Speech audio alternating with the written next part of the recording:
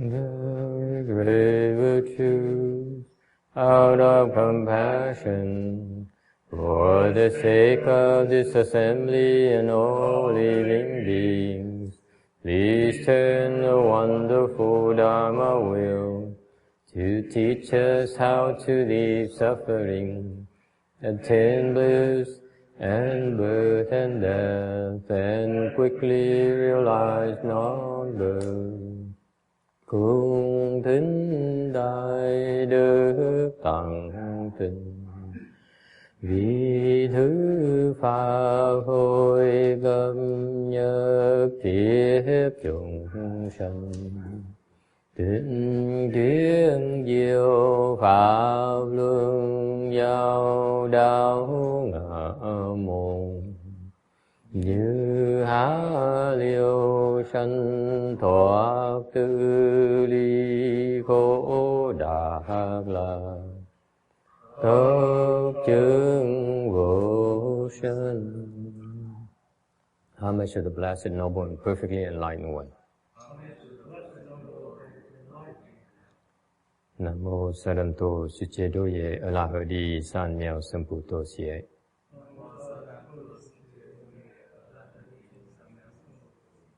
Nam mô Ta Ca Ca Tô Ya Đa Ya A La Ha Đề Tam Miệu Tam Bộ Đà Tọa.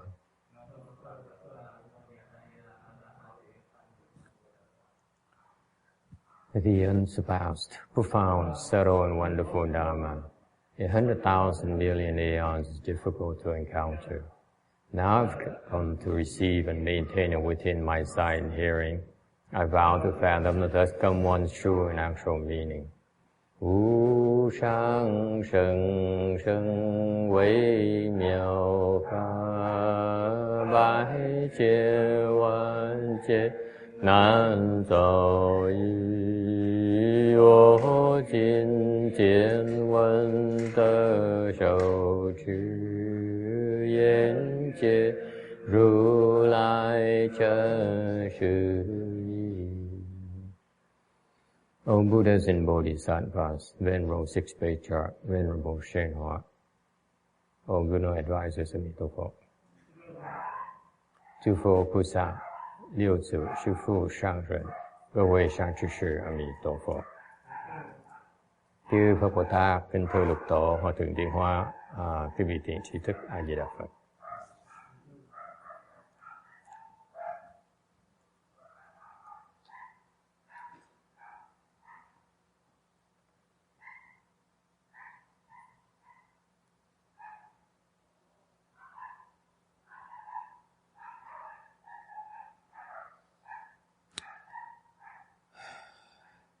Today is the last day of September, the 30th, 2012.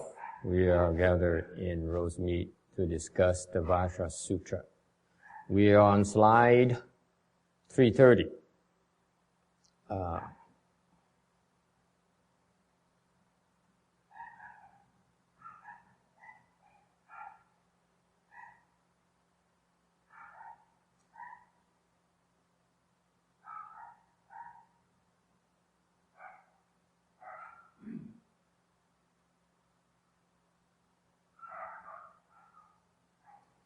When you listen to sutras,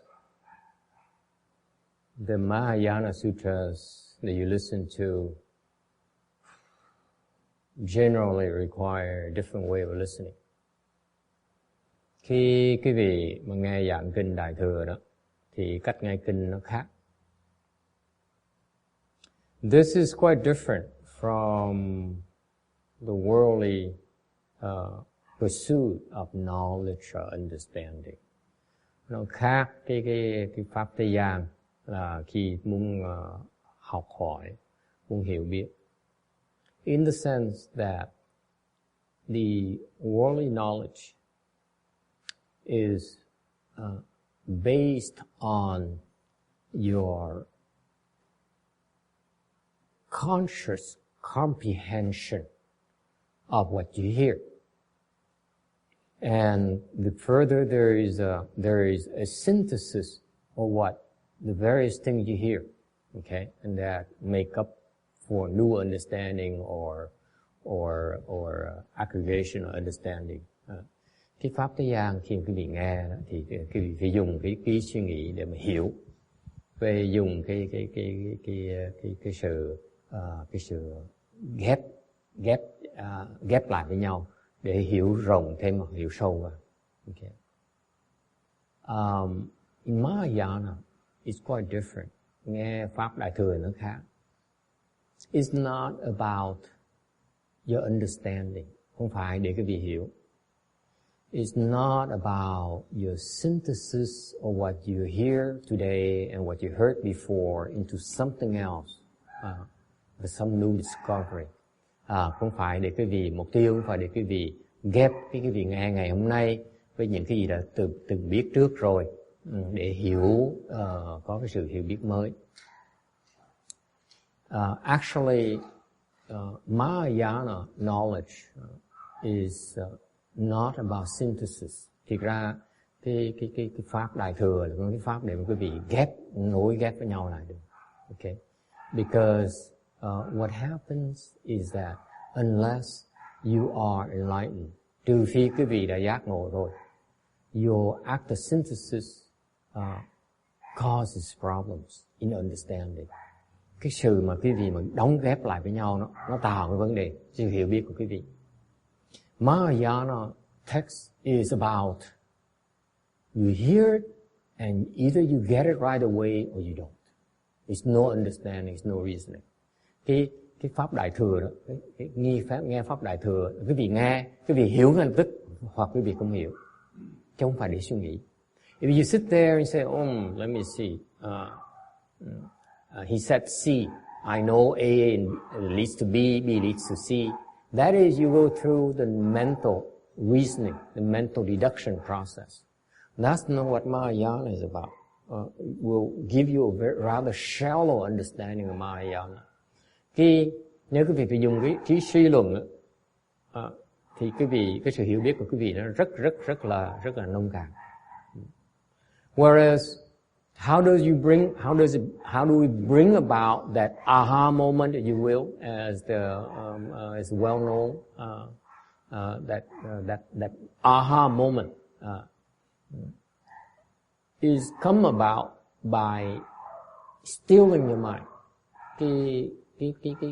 Cái mà mình bỗng nhiên mình thâm nhập ngay lập tức khi mình nghe, bỗng nhiên mình hiểu ngay lập tức. Cái lúc đó là cái lúc mà thế gian pháp nó gọi là aha đó, người Mỹ gọi là aha đó, cái lúc aha đó. Thì cái đó làm sao mình có cái cơ hội như vậy được? Mình có cơ hội như vậy bằng cách là mình lắng cái tâm xuống. We still our mind. We stop our worries. We stop our desire even to understand or to learn even. You just still everything. Okay?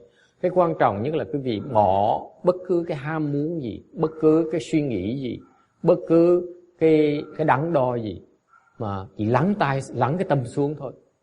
If your mind is still, that's when you have more often these aha moments. Okay? Cái tâm quý vị nó càng lắng chừng nào nó càng dễ thâm nhập cái pháp chừng này. This is why I did not understand for years. For a long time, I didn't understand why is that my teacher, my Chinese teacher, would spend the first several minutes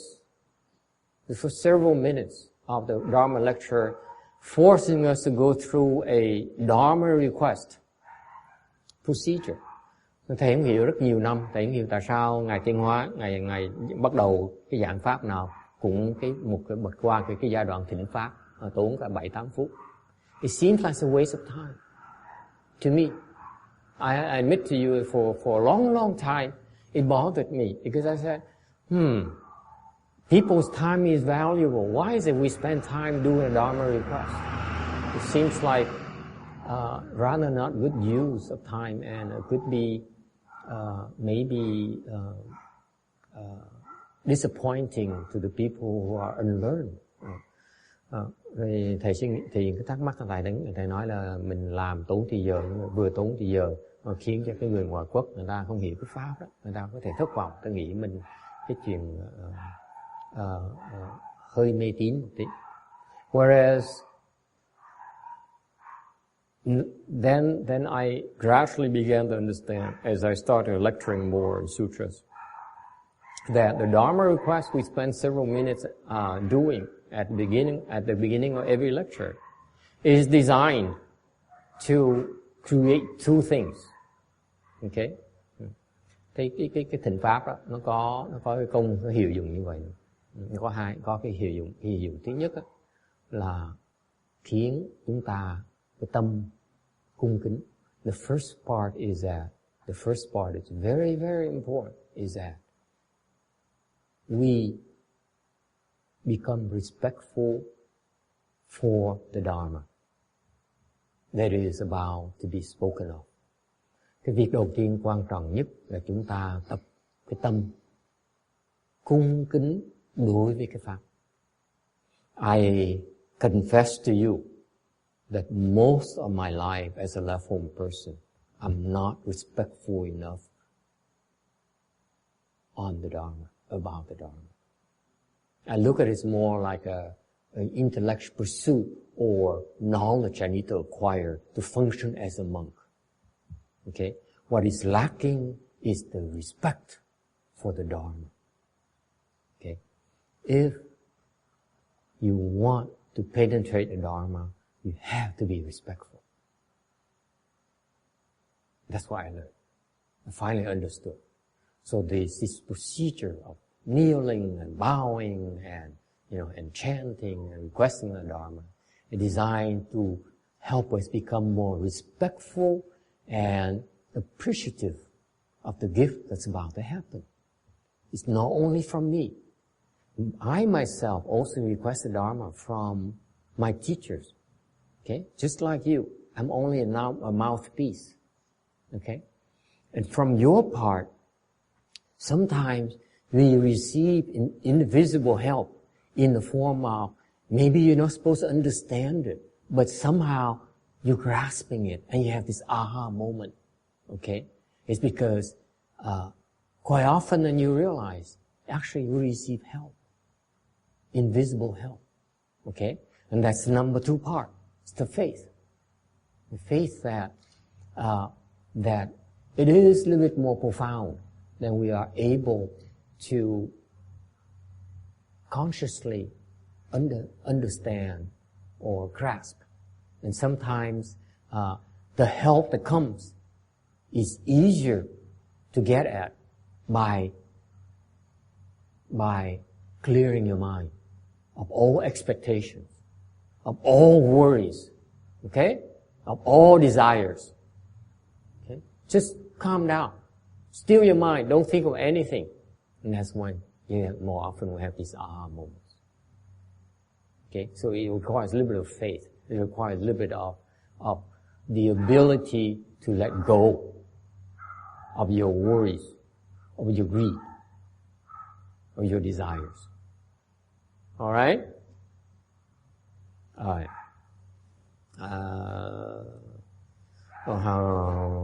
Okay, so Vietnamese, I'm not sure where I translated. Basically, đại khái là cái thỉnh pháp nó quan trọng. Nhiều năm mà thầy thắc mắc, thầy hiểu tại sao phải tốn thời giờ như vậy.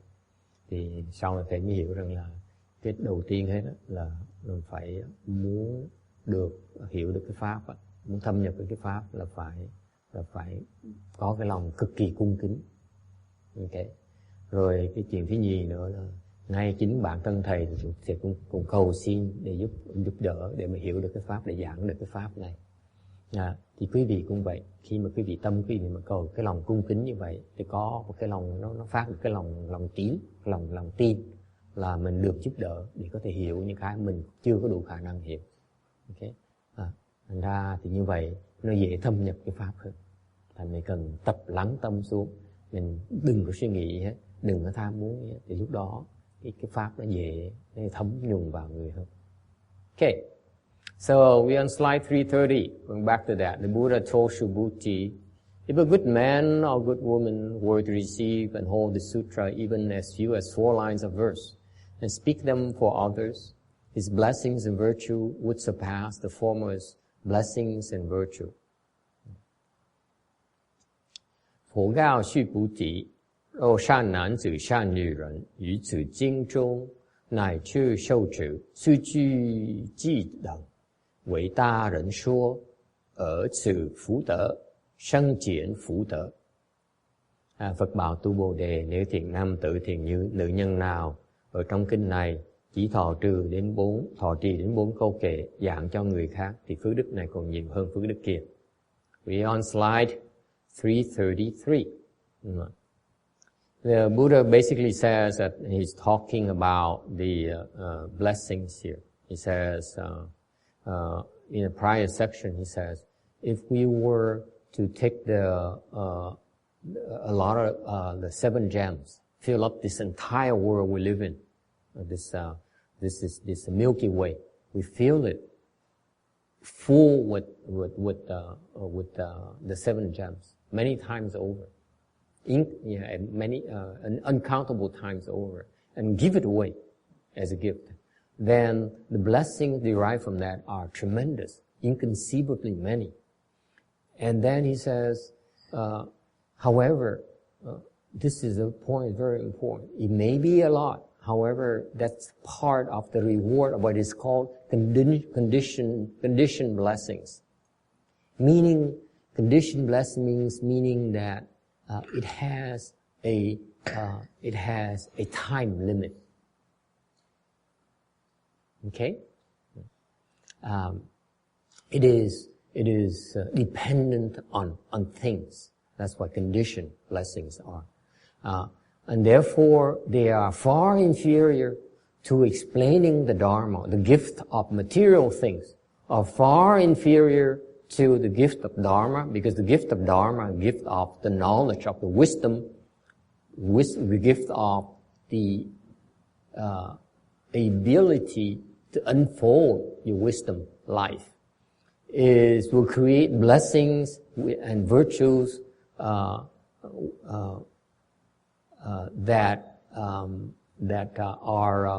are more valuable because they're without outflows. Okay, the idea behind the blessings with outflows, such as that arise from the giving of things or material things, is because you have a time limit.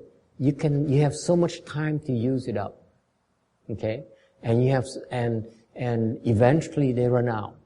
Okay, whereas and the worst part about such blessings, they are called conditioned blessings, is that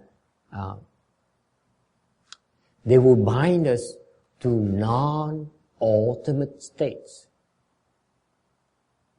Okay. Cái cho thất bảo mà nó nhiều như là các cái sông Hằng đó, nó vô tận đó, cái vô lượng thất bảo mà cho như vậy nó phước báo lớn không thể tưởng được. Nhưng đều cái loại phước báo đó nó chỉ là hữu lậu, thành ra nó không phải là nó vẫn thua cái loại bố thí của pháp. Cái phước báo và hữu lậu đó nó thường nó làm chúng ta bị kẹt, tại vì nó có tạo những cái lậu mà nó khiến chúng ta bị kẹt vào những cái cảnh giới mà nó không rốt ráo. Okay. What is meant by non-ultimate states?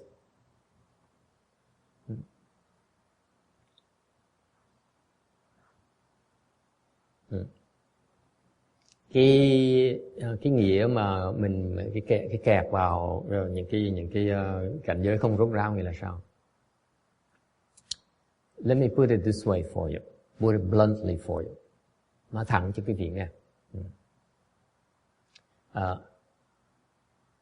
Let me give you an analogy, make it easier for most people to understand. Okay. Blessings with outflows can be analogous to, let's say, wealth, money. You give money, like Bill Gates and Mr. Warren Buffett is giving their fortunes away, their hard-earned money away. Okay, that in return brings back to them. I explain a little bit later, a few slides later, a certain multiplier. You get a lot more back. Okay, this is, by the way, the Buddhist secret about getting rich and making a fortune.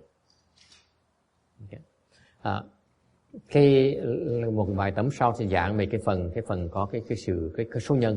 Có nghĩa là khi quý vị cho của cải tiền bạc á, thì nó có cho bao nhiêu đó thì mình sẽ lấy lại, hưởng lại cái phước báo, nó có một số nhân gấp mấy lần luôn, rất nhiều lần lại. Thành cái đó, đây là cái bí mật về Phật giáo mà chúng ta, cái bí mật về làm giàu. This is the secret, the Buddhist secret for success, for becoming rich and famous. Đây là cái bí mật của Phật giáo về cái người giàu có và nổi tiếng. Okay? This is a problem with that. This is a well-known fact about Buddhism. That is, if we give away material things for the sake of and do it wrong, then what happens is that we get a lot of wealth back because it's an act of goodness. Therefore, we get a lot of rewards in return, in addition to feeling good about yourself as well. Okay? What happens is that that wealth you get back goes to a savings account that you have. Okay? Thì cái phước báo mà quý vị và hưởng được lại đó thì nó được vào những cái ngân hàng. Okay? And you have that. Okay? You will never lose that, by the way. Okay?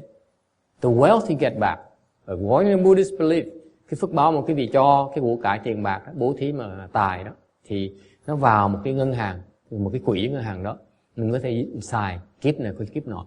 You get to use it time and lifetime after lifetime. Okay. However, if you don't do it right, these types of blessings tend to get us into non-ultimate states. Thì cái phước báo nó thường có thể làm chúng ta kẹt nếu chúng ta làm cái bố thí trật. Because what happens is that look around you. Non-ultimate states is that if you become rich and powerful, guess what happens to you? You become arrogant and you develop a God complex. I'm sure that doesn't happen to all of you, any of you. Okay? You develop a God complex and therefore you commit offenses.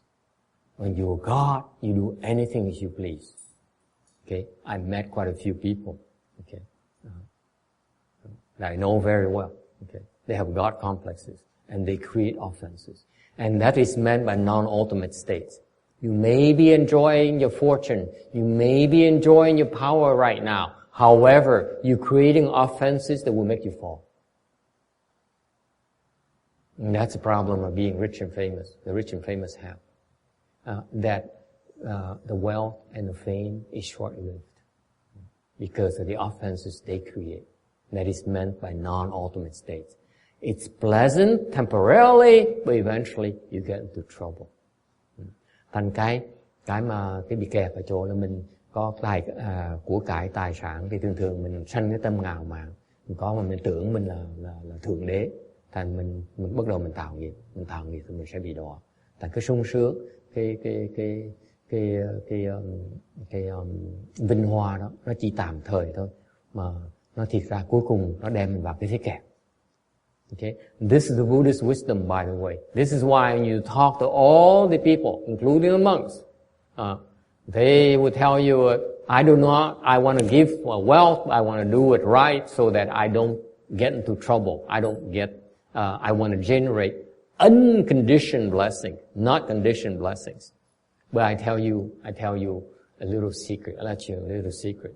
They all want conditioned blessings.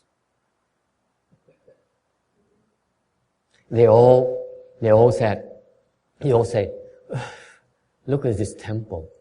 I wish I have a bigger temple where it has air conditioning. For today it's 97 degrees. And maybe it would be nice we have an air conditioner so that when excluding in a lunch hall, where when we have the hot pot today, we can blast on the air, the AC. Oh, you didn't have the hot pot? It's the first time we had hot pot at this temple. The last 4 years. And and we can blast the AC full power, and then we really enjoy the hot pot. You see, and then it makes people more happier with learning Buddhism. What happens is that in the back of our mind, we have all these hidden desires for comfort, for ease, for success, for recognition. Okay, and that is characterized as conditioned blessings, folks. If in the back of your mind you have this desire, it says, "No, I'm doing charity work. It's not for me." But actually, deep down in your mind, you have such desires. Okay, then you will generate a lot of conditioned blessings. Be careful. Is it clear? Các vị biết không? Ngay người xuất gia cũng vậy, người ta bị cái kẹt là nhiều lắm. Người ta nói là bữa này trời 97 độ, mà cái chùa này nó nóng dễ sợ lắm. Tại chi mình có cái chùa nó lớn hơn, có máy lạnh, để người ta thoải mái học đò, Phật tử tới ta thoải mái, ta ngồi ta nghe pháp ta thoải mái hơn. Hồi trưa có ăn được cái hot pot, tiếng hot là cái gì? Cái lẩu, ăn lẩu nó ngon quá. Mà trời nóng như vậy chỉ mình bật máy lạnh lên, mọi người vừa ăn lẩu vừa nó thoải mái, sung sướng hơn nhiều. Cái người mà bố thí, người thường nó có trong âm thầm dưới trong cái tâm tư người ta có một cái ao ước âm thầm, đó là phải chi mình nó dễ dàng hơn, mình sung sướng hơn một tí, thì để nó cuộc đời nó lên hơn một tí. Là khổ quá, tại sao mà khổ như vậy, làm cái gì? Đức Hoành đâu cần khổ như vậy. Những cái tư tưởng mà áo ước âm thầm như vậy, nó tạo ra gọi là phước hữu lậu. Nó dễ sợ như vậy. Thầy nhắc cho mấy học trò thầy biết là cẩn thận cái chuyện đó. Okay. Là đừng có tham lam mấy chuyện nhỏ nhỏ như vậy mà sau này bị kẹt phiền lắm. Because this is what happened. This is what happened to a lot of, I noticed my teacher told of another monk, he's still alive so I can't mention his name. My Master Shunhua said, a very famous monk, he has a lot of way places, very rich, he's extremely rich. It's because he created conditioned blessings. And now he's in trouble because he doesn't cultivate anymore. He's a money generating machine. It's like he's a donation generating machine. He have a whole mechanism of generating donations. It's highly successful. Yes. Very, very famous. You want to make a donation and you're Chinese, most likely you will make a donation this month. Yes. So I'm wondering, Master, you're saying that the kind of blessings you generate don't just have to do with the type of action, but with your mindset. Yes. Like, so if Bill Gates gives away some money, he generates conditioned blessings, but a bodhisattva could give away that money and generate unconditioned blessings. That's right. That's right. That's why the first thing that the Buddhist disciples are taught is to make donations. And then, at first, they generate a lot of blessings that are conditioned. Eventually, they will be taught how to generate unconditioned blessings by making those mistakes first. Okay? All right. Câu hỏi là cái người mà thường tại gia, người phàm phu thì tạo cái phước hữu lậu. Chẳng hạn như mấy người giàu như ông Bill Gates này nọ thì họ tạo phước hữu lậu. Còn cái người mà Bồ Tát á, khi người ta bố thí ngay tài sản này, ta biết cách bố thí nên cũng thành tạo phước vô lậu. Yes, is a follow-up question? Oh yeah, just to be clear that they can give money to the exact same place. There's no difference in the action. Like right. Bill Gates gives money to Oxfam and the Bodhisattva gives money to Oxfam, right. Yet the results are different. Right. Yeah. Okay. Cái nói là cùng một cái hành động bố thí, cũng là cho cùng một người đó, cũng là cho một cái thứ như vậy thôi, mà cái người cho đó khác nhau. Người phàm phu thì tạo ra phước hữu lậu, người mà thánh nhân mà hiểu biết hơn, có trí huệ hơn thì tạo phước vô lậu. Okay. is not only confined to the people with wisdom, the bodhisattvas. Lay people can also generate non-outflow blessings as well. Cái người phàm phu cũng biết tạo ra hữu lậu được như thường. Cái phước và cái phước vô lậu như thường. Phải có thánh nhân mới tạo ra được. It turns out that the sages, the bodhisattvas, generate more blessings without outflows than we do. That's why they're bodhisattvas. They get richer and richer. Thì khác biệt là người Bồ Tát, cái người có trí huệ, người thánh nhân, ta tạo phước vô lậu nhiều hơn chúng ta tạo. Alright? Any other questions? Yes.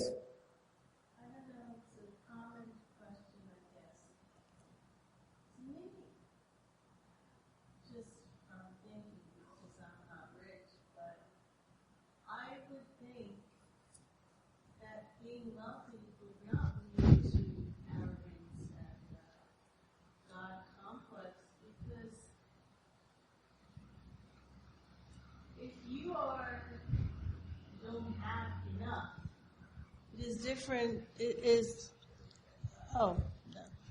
thank you. It is difficult to think about spirituality because your mind is forced to think about survival. But if you have enough, and even more, you can be generous, you can be kind, you can be caring with that, and you could be, I believe, a better person because your mind is not concerned constantly with, survival, just being alive, and that, to me, I would seem like that leads to hostility, and that leads to anger and saying, why can't I have more? Why does he have more? And, creates a whole big mess. So to me, it seems like wealth is really cool. I'm not at that state, but that. Yeah, me too. I wish I were wealthy too, because it sounds cool to me.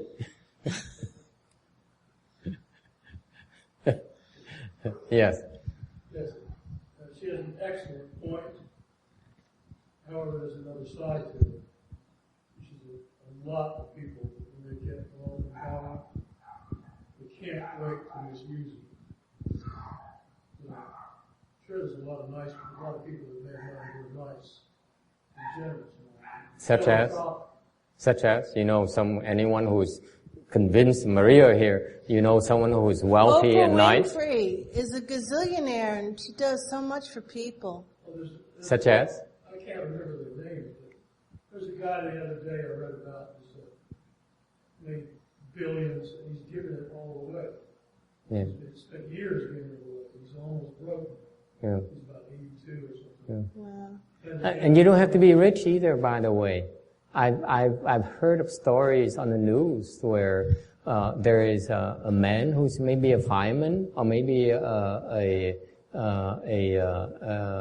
very ordinary Joe, and he spends his lifetime helping others. Let's give him away as well. There's a lot of people like that. Okay, you don't have to be rich at all. Okay, but in particular, what I'm pointing out to you is this. My personal experience has been that I personally drew near and worked for very rich people. We're talking about captains of industries. For example, they own half a state, or the companies make $100 million in revenues. Okay? And these people are not ordinary people. They think differently. It's not like we do. And this is, that's part of me. I'm not saying they're all like that. I'm just saying, and remember, my statement is not all of them. I'm saying it tends to. Listen to my statement very carefully, okay? They tend to become arrogant and develop a God complex. Let me assure you, it's a lot of them that I met who are like that. My personal experience has been like that. Very, very wealthy people. Brilliant people. Okay? Very smart. The mind is so sharp. Okay? They're their acumen is incredible, and they're incredible businessmen. But here's a problem that made me lose faith in the worldly values. There is this common denominator that say they are better than the rest of us. Yeah, they have bigger success. They have more to show for themselves. Okay, they know how to be successful, and yet we don't, and we don't. Okay, and therefore, there's a disconnect first of all. Okay, and that doesn't bother me. Okay, if you're smart, if you think you know a lot more than me, that's fine. There's nothing wrong with that. Here's what bothers me. What bothers me is that the rich people look at us as simply tools. It bothered me as an executive working with these people. They look at me like a tool to use, and when they're done using me, they discard it just like that. It bothered me, that kind of attitude. I didn't like that. I said, if one day my aspirations be like them, for me to be like them, I said, I don't want this kind of lifestyle. It turned me off completely. I said, this is not for me. I went after the wrong path, trying to find meaning in my life, trying to find happiness. And I knew from looking at these people, I can look at them eyes to eyes. I eating at the same table. Okay, and I look at these people close up. I say, I don't like him. I don't like to be like that. And if for me to join the club, I have to be like that, speak the same language, adopt the same value systems, I said, no, this is not for me. That's only my personal experience. And that has been disappointing, let me tell you. That's why I said, no, I don't want this. Definitely not. Not me. Yes. 谢谢。朱夏，定金好不好？谢谢。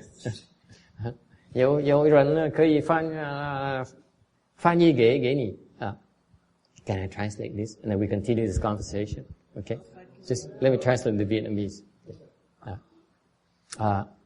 Cái câu hỏi rất là hay. It's a very good question. Cái câu hỏi rất hay. Nói là bà không tin là người giàu ta nghèo mà người ta nghĩ là ta gọi là thượng đế. Thì bà nghĩ là thiệt ra người giàu thì theo bà nghĩ thì đỡ lo âu, lỡ lo chuyện sinh nhai thì có nhiều thời giờ mà có thể thoải mái hơn. Thầy nói là bà đúng, không phải ai người giàu cũng như vậy hết. Có một như người giàu ta rất giỏi mà ta rất là có đạo đức, người ta rất hay, rất đáng phục.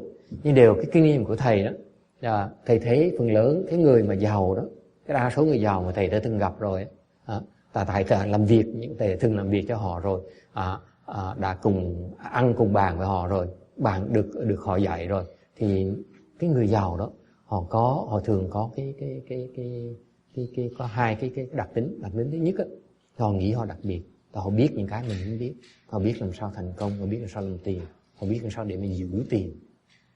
Anh muốn giàu, anh phải biết giữ tiền cái đó, không được làm mất tiền, phải bảo vệ cái tiền. Cái người giàu phải biết bảo vệ tiền trước cái đã, xong biết cách nuôi nó, làm nó nảy nở thêm nữa. Thành ra cái người giàu mình thấy được như vậy rồi, nó có cái đặc biệt thứ nhất á, người ta nghĩ ta biết nhiều hơn mình, ta có những hiểu biết mình không có, cho nên thầy công nhận là đúng. Cái thứ nhì mà làm thầy khó chịu nhất á, là cái người giàu á, họ nhìn mình như là một cái dụng cụ cho họ để mà xài, để mà làm giàu thôi. Thầy khó chịu cái chuyện đó. Thì lúc mà thầy còn tại gia, thầy gặp những người như vậy, thầy mới suy nghĩ, thầy nói là mình bỏ cuộc đời mình có cái lý tưởng mình theo, để mình muốn làm giàu, mình muốn có cái quyền thế để mình tìm cái hạnh phúc trong đó. Thì mình thấy những cái người mà giàu có và làm chủ mình á, làm sếp của mình á, nếu mà cái bước sau của thầy là phải tới như họ thì mình muốn. Tại những người như họ, mình thấy họ không có hạnh phúc. Thành ra mình biết mình đi trật đường rồi, mình phải chạy, phải bỏ thầy chạy. Nó không, thầy mình muốn sống như vậy. Cuộc sống như vậy đối với thầy nó không có ý nghĩa gì hết. Ok, thành ra cái đó là cái nghiệm bản thân thầy. Nói cho quý vị biết, có những người giàu mà thầy thuyết phục, chẳng hạn như cái ông Warren Buffett, một người rất giàu mà thầy phục, người rất là có đạo đức, người làm giàu mà ông không ngạo mạn, không có cái tư tưởng mình là thượng đế. I give an example before you shoot me, fill me with full of holes. There's a man I admire, okay, who's extremely wealthy, the third wealthiest man in the world. Mr. Warren Buffett, very wealthy. I've watched many his footages of his interviews. I never could detect a trace of arrogance, a trace of God complex. Okay? And he keeps on giving his money away to charities. His primary work. That to me is a role model for young people. To me. I wish I had met him earlier in my professional career. I would have stayed with him. I would never become a monk. Okay? I would follow him as a role model. Thầy xui. Mà lúc mà thầy phải chỉ mà gặp ông Warren Buffett lúc thầy còn trẻ là thầy đã đi theo ông rồi để học. Mình phục cái người như vậy. I would have followed him. Trust me. Because he's a remarkable man. Okay? And by the way, he hasn't given me a cent yet. So this is not a commercial for him either. Yes. Questions? Well, I had a comment. Yes. We're talking about people in the industry. Yes. She get into show business, it's even worse. You want to see arrogance, complex. Yeah. Get into show business. Deal with the agents. Yeah, it's quite prevalent. I noticed that. Yeah. Because they rise from the self, the people who love themselves, from those ranks. It takes a certain love of yourself to become a good performer, I think. No? Yeah. Just like it takes a certain amount of self-hate before you become successful monk? No. Well, not quite. Okay. Any other comments? Nói là chẳng hạn như bên kia về nghệ sĩ văn nghệ đó thì họ rất là tự cao tự đại. Thầy nói thầy để ý như vậy. Thiệt sự họ. Để thầy đùa thầy nói là tại vì họ thành công từ những cái người mà từ những người là tự cao đó. Tại vì cái người mà nghệ sĩ mà giỏi phải có một cái tự cao, có cái tự đại ở trong để dễ giỏi. Yes. Maria's comment just reminded me of, I guess it's sort of often quoted statistic that there's a much higher... I don't think your mic is on. It seems to be on, but it's a much higher correlation between like money and happiness at the very low levels. So like between somebody who has nothing and is on the streets, like if they get enough money to be comfortable and survive, they report an increase in their happiness. But beyond like a certain level of like $60,000 a year, the happiness... No. That's very old data. I feel it's at least $300,000 nowadays. No, it's somewhere around 60, 70... No, I disagree. That's just what I remember. I think I'm more Maria's, you agree with me $300,000 would be okay? 60,000, trust me, it's not enough. I daydream too, by the way. Did you learn how to work people? You don't need all that money. Ah. Once you're there, how many millions do you need? Here's the problem. I'm glad that Thomas brought it up. Thomas says, actually there is a certain range. Okay, I'm proposing Thomas says 60,000. I'm proposing up to $300,000 plus inflation. Okay. If there's a certain range there where you're more comfortable, okay, and where you don't have to worry about your future, okay, and it makes it easier to be carefree and be a decent person, okay. But here's a problem inherent in this matter. We can't stop. Okay? The problem with ordinary people is that once you make money, you say, I know I made $300,000, but you know, next year inflation is going to increase, so I better make sure I get, you know, $300,000 plus, 4% inflation. Maybe it's more like 5 nowadays. Okay, 5%. Okay, and make sure I grow it every single day, every single year. You see, you worry about keeping them. The point here is that you can't stop. That's the problem. You still worry about it.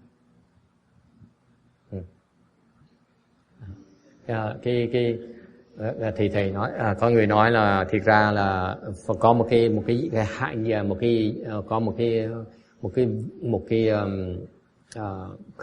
số lợi tức nào đó mình có thể vừa đủ để mình bớt lo. Chẳng hạn như ông Thomas nói là bây giờ ta nói chuyện, ta khám phá ra, người ta nghĩ rằng khoảng chừng năm làm chừng 60.000 đồng đó, thì vừa đủ rồi để mà sống rồi.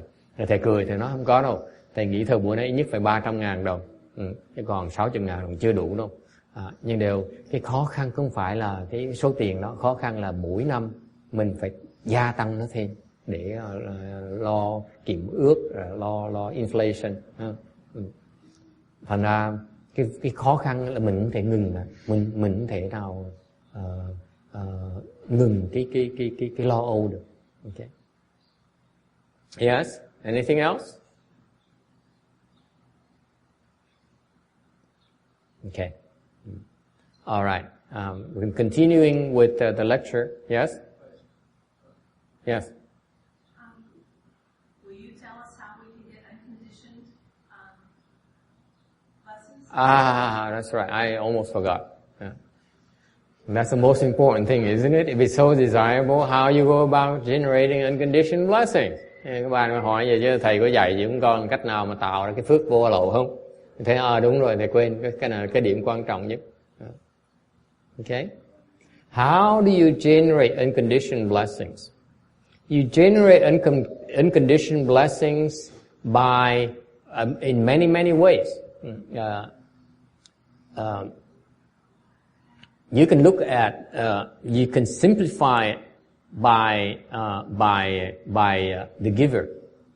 Okay, when you give, your mind is to give away.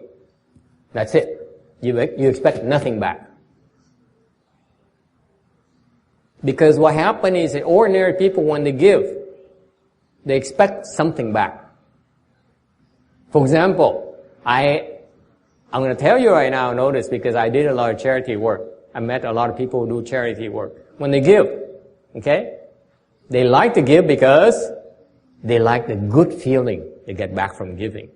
That's expectations. Because at a subtle level of expectation, then you're generating conditioned blessings. You should give and be done after you give and expect nothing out of it. That's how you generate unconditioned blessings. Làm sao tạo cái phước mà vô lậu? Phước vô lậu là mình phải nhìn cách giản dị. Cái người mà cho đó, lúc mà cho đó, cái tâm mình chỉ cho thôi, không có mong cầu cái gì hết. Thầy nói ví dụ quý vị nghe, nó khó hơn quý vị tưởng tượng. Những cái người mà thích làm từ thiện, gặp rất nhiều người là thích làm chuyện từ thiện, đi viếng viện mồ côi, đi viếng viện dưỡng lão. Thì khi mà họ làm như vậy á, thì họ trong cái tâm họ thích làm như vậy, tại vì họ thích cái cảm giác mà làm như vậy, cái sung sướng khi mà cho được người ta. Mỗi lần họ cho như vậy, họ muốn thấy được cái đó, họ muốn được cái cảm giác đó. Nó rất là tế nhị. Họ không biết cái chuyện đó. Mà khi mỗi lần họ cho như vậy, họ muốn họ cho, tại biết họ cho như vậy sẽ lấy được cái cảm giác mà mình sung sướng khi mình cho người ta, làm ơn người ta có được cái sung sướng như vậy. Cái đó là cái hữu lậu.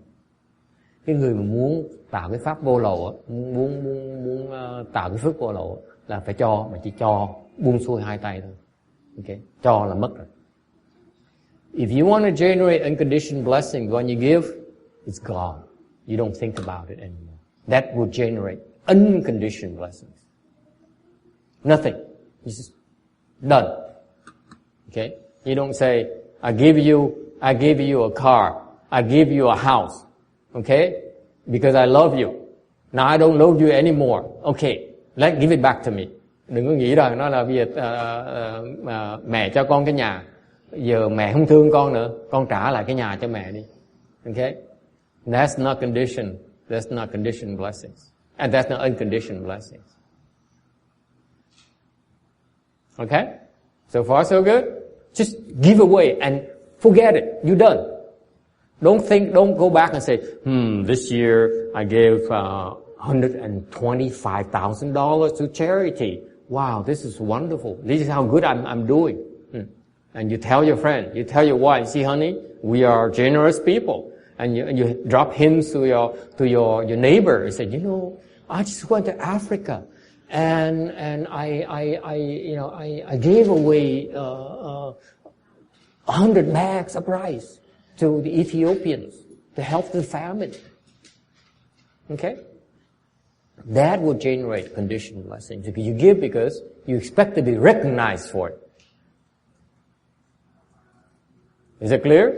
Just give and don't talk about it. When I mean forgetting about it, meaning after you give, it's done. It's no longer in your mind. It's very hard to do, by the way. Cái phước mà vô lầu á, mà ta muốn tạo ra đó là cái vị cho là xong rồi. Có nghĩa là sao?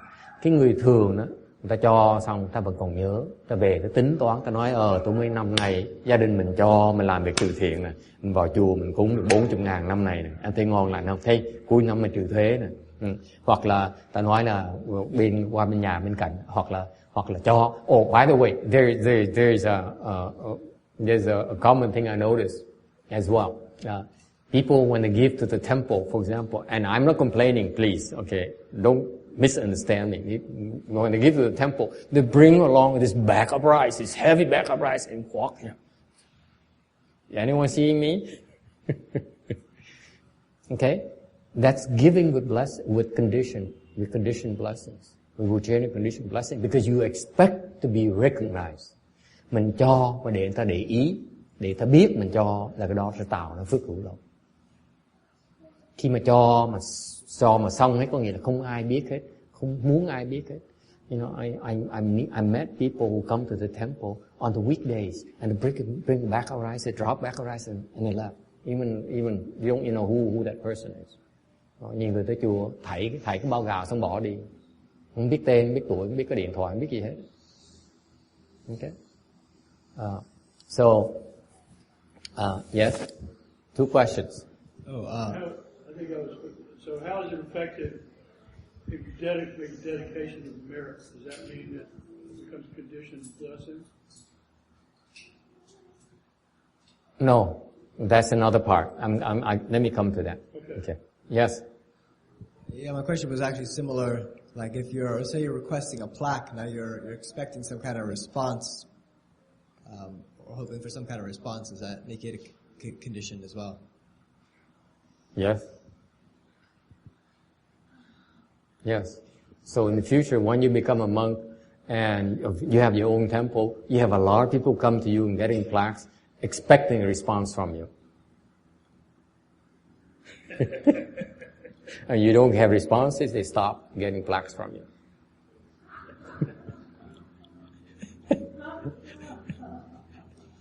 See the dangers of that? So you better stop your expectation. You say, this is to help someone, that's it. You understand there's a difference? You get a plaque because you want to help someone, not expecting a response from you. That's the difference. Is it clear? That make sense to you?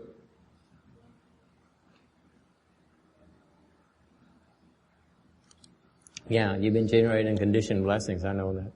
See, I told you, I have to teach you to practice giving first, and I teach you how to give properly. It takes time.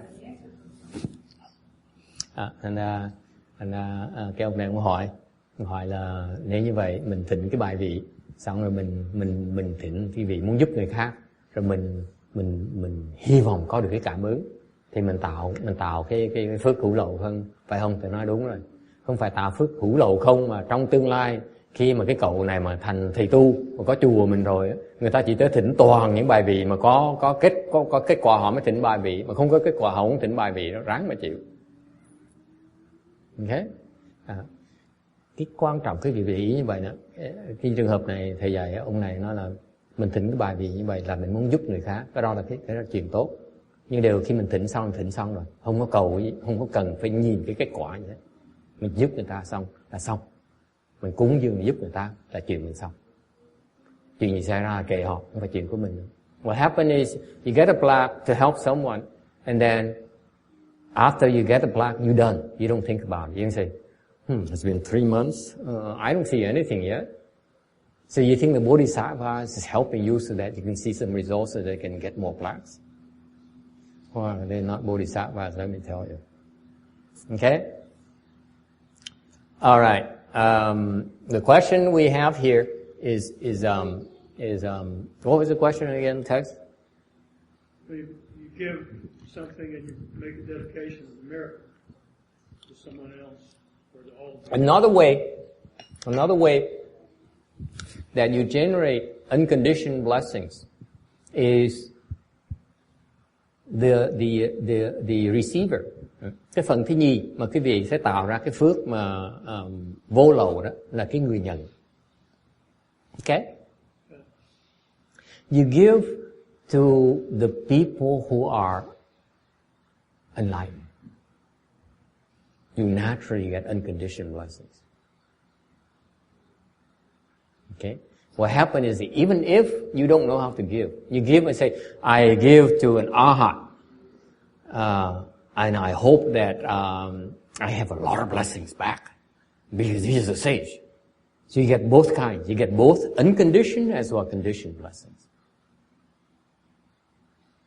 This is why the Chinese love to give to the arhats, the enlightened people, because they know they get both. At least they know they become, as Amy she'll tell you and Ru Ching she'll tell you. This is Chinese wisdom. Ask Ru Ching. I think Ru Ching knows about this. Ru Ching. The Chinese, they seek out, if they hear of people who are enlightened, who are sages, they go in droves to make offerings. Why? Because I believe, ask Ru Ching, the Chinese wisdom says, it's good, it's better to have a balance between unconditional or conditioned blessings. It's better to have the blessings for enlightenment and then also blessings to have a very comfortable life. Therefore, let's go and seek out the arhats and make donations to them. 对不对? That's what Ru Ching does, by the way.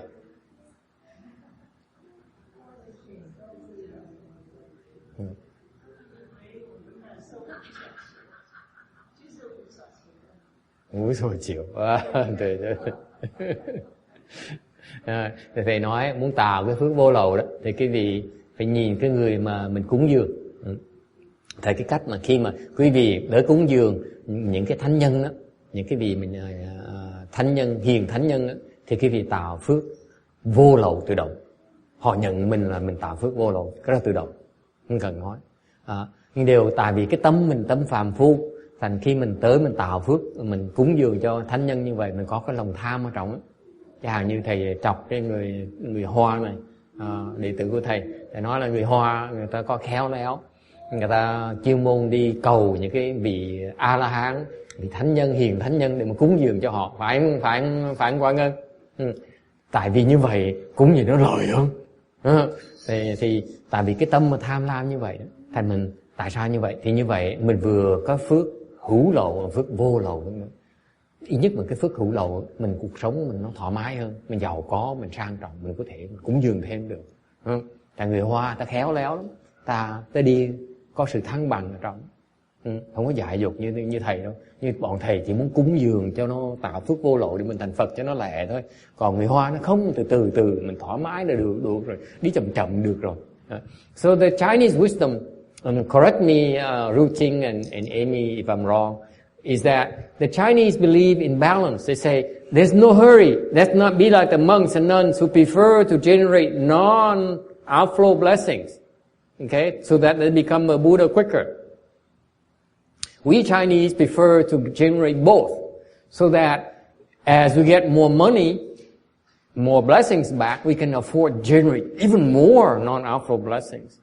And it's much better to drive to the temple on a Mercedes than on bicycle. It's better for the temple. Alright? 对不对? Translate. Right or wrong? Right or wrong? 入境对不对? See? 对.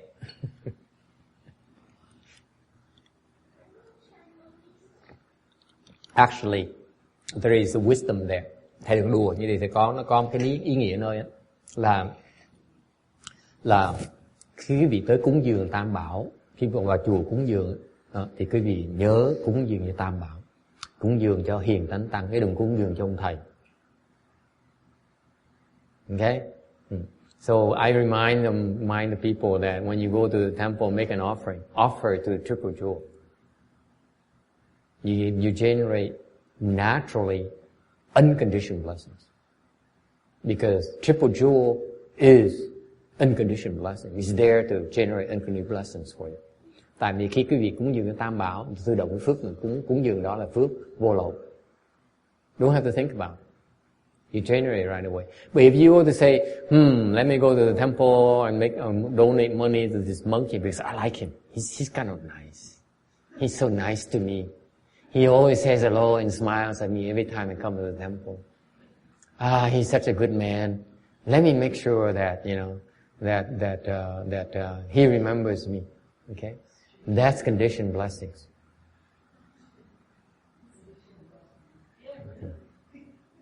Okay? I'm sorry, I had a derogatory remark. I hope I don't get that. Yeah? What is the remark? It's okay, I would never do it. It's It's okay, it's fine. okay. We don't take offense easily. At worst, we slap you in the face, that's all. I might get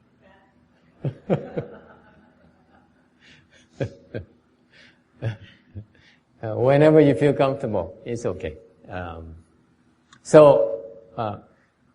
Also another factor, let me tell you, another aspect that I want you to know, có phần vấn đề khác mà quý vị tạo cái phước vô lậu tự động. Another way you generate unconditioned blessings automatically. You donate it to, for example, to the temple, and the monk says, I don't care what you say. I take it only on behalf of the triple jewel, then your blessings are unconditioned. Okay? So, the receiver can help the donor by receiving it properly.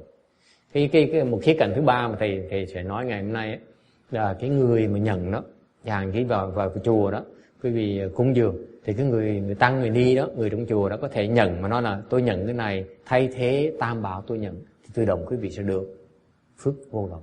Thành cái người mà nhận đó giúp đỡ được cái người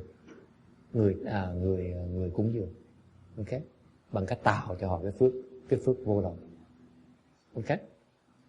So they say the monk and nun says, I'm receiving this on behalf of the triple jewel, okay, only, not for myself. I'm going to use it to serve the triple jewel, not to serve my personal needs.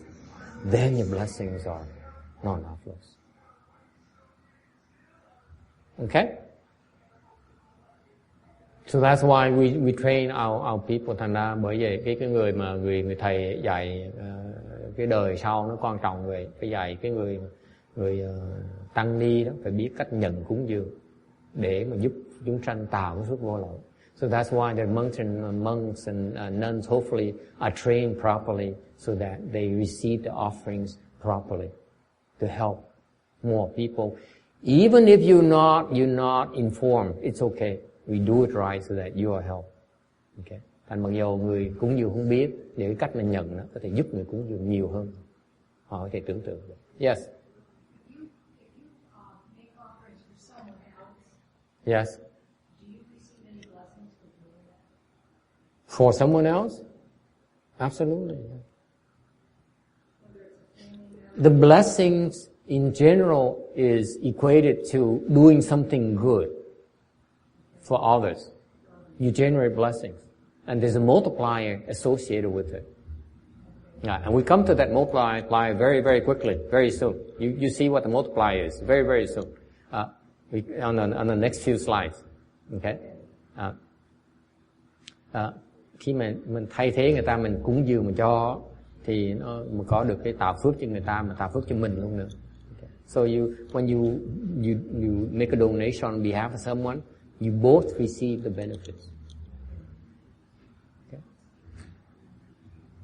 Not only do you receive the benefit, let's say you donate $1, okay, on behalf of someone else, you both get the benefits of donating $1, both of you. Okay? And on top, the one you're doing on behalf of the other person, you get the benefit, the blessings for doing good for someone else on top of the $1 blessings. So actually, donating for someone else actually results in greater blessings, by the way. Is that clear? It's cause and effect. Okay. When you do good, this is reward. That's how you get rich in Buddhism. Mình thay mặt người ta mình cúng dường, thì cái người mà cái người cúng dường với người thay mặt cúng dường nó đều được cái phước báo đó hết. Ok? Rồi cái người mà bỏ tiền ra mà cúng dường đó còn được thêm cái phước là làm chuyện tốt, thay người ta làm chuyện tốt nữa. Thành phước báo nó lớn. Okay, moving on. 334. It says here, the Sutra says, if you you do practice dharma giving, thì cái kinh nói là nếu quý vị bố thí pháp, you first receive and hold the Vajra Paramita Sutra. Quý vị thọ nhận cái kinh Kim Cang này. Okay, what does it mean receive and hold? Thọ nhận là gì? You receive, meaning you receive with your body. Thọ cái này mình chấp nhận với cái thân của mình. You hold it with your mind. Okay. Nhận này là nhận với cái tâm. Cái tâm mình nó nhận. Okay. Meaning that you take the time to receive, meaning you take the time to listen to it. Okay. Can we turn on the fan here? It's very, very hot. And this is unbearable. We need to turn on the fan, please. And this Buddha hall here is not 97 right now. Inside the Buddha hall is at least 100 degrees. More like 110.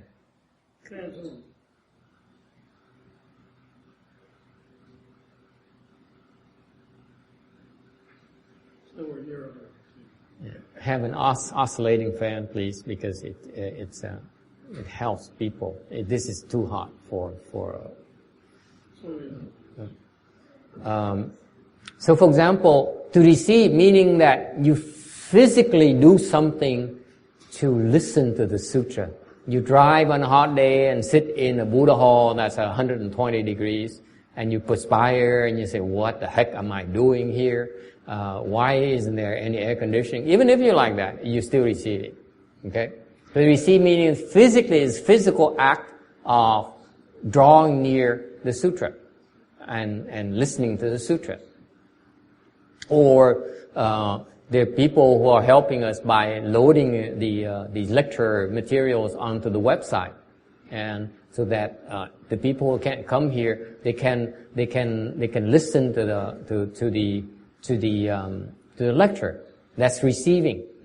Thọ có nghĩa là mình làm một cái gì đó để mình nghe cái kinh này, để mình học cái kinh này, gọi là thọ.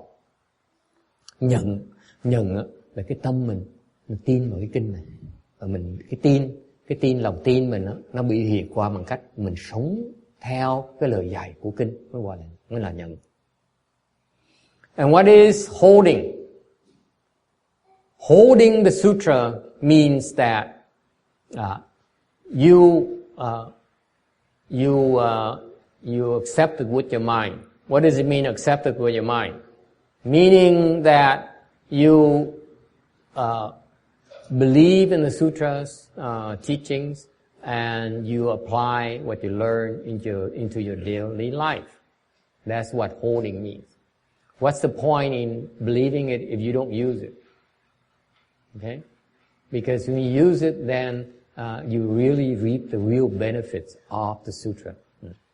Cái nhân là cái quan trọng, là tại vì cái vị tin rồi thì cái vị áp dụng nó thì cái vị còn được hưởng lợi nó còn nhiều hơn rồi. All right. So to the Dharma giving either a 4-line verse or 4-line gatha. Gatha is Sanskrit for verse, a 4-line verse. Or you can lecture the entire Vajra Sutra. The Vajra Sutra here has many famous 4-line gathas. Cái kinh Kim Cang có nhiều cái kệ đó, mà có thể giảng toàn cái kinh này, hoặc là giảng một cái kệ thôi, 4 câu kệ thôi. For example, the very first famous one. Okay, this is a principle that's explained in the Vajra Sutra. Cái tấm 334 đó, nó nói, nó bàn về cái kệ mà rất nổi tiếng, là cái này nó tóm tắt lại cái giáo lý của cái kinh Kim Cang. That is, it says, it reminds us, there is no mark of self, there is no mark of others, there's no mark of living beings, there's no mark of a lifespan. Là vô ngã tướng, vô nhân tướng, vô chúng sinh tướng, vô thọ giả tướng. The Chinese summarize it by a phrase. Người Hoa có mấy cái câu. What is the phrase, Ruchi? They're not translating. It's too hard for translators too. The Chinese have this 4-line gatha here. 无我相, 无人相, 无众生相, 无寿者相. The Chinese has to summarize that in one phrase. What is that?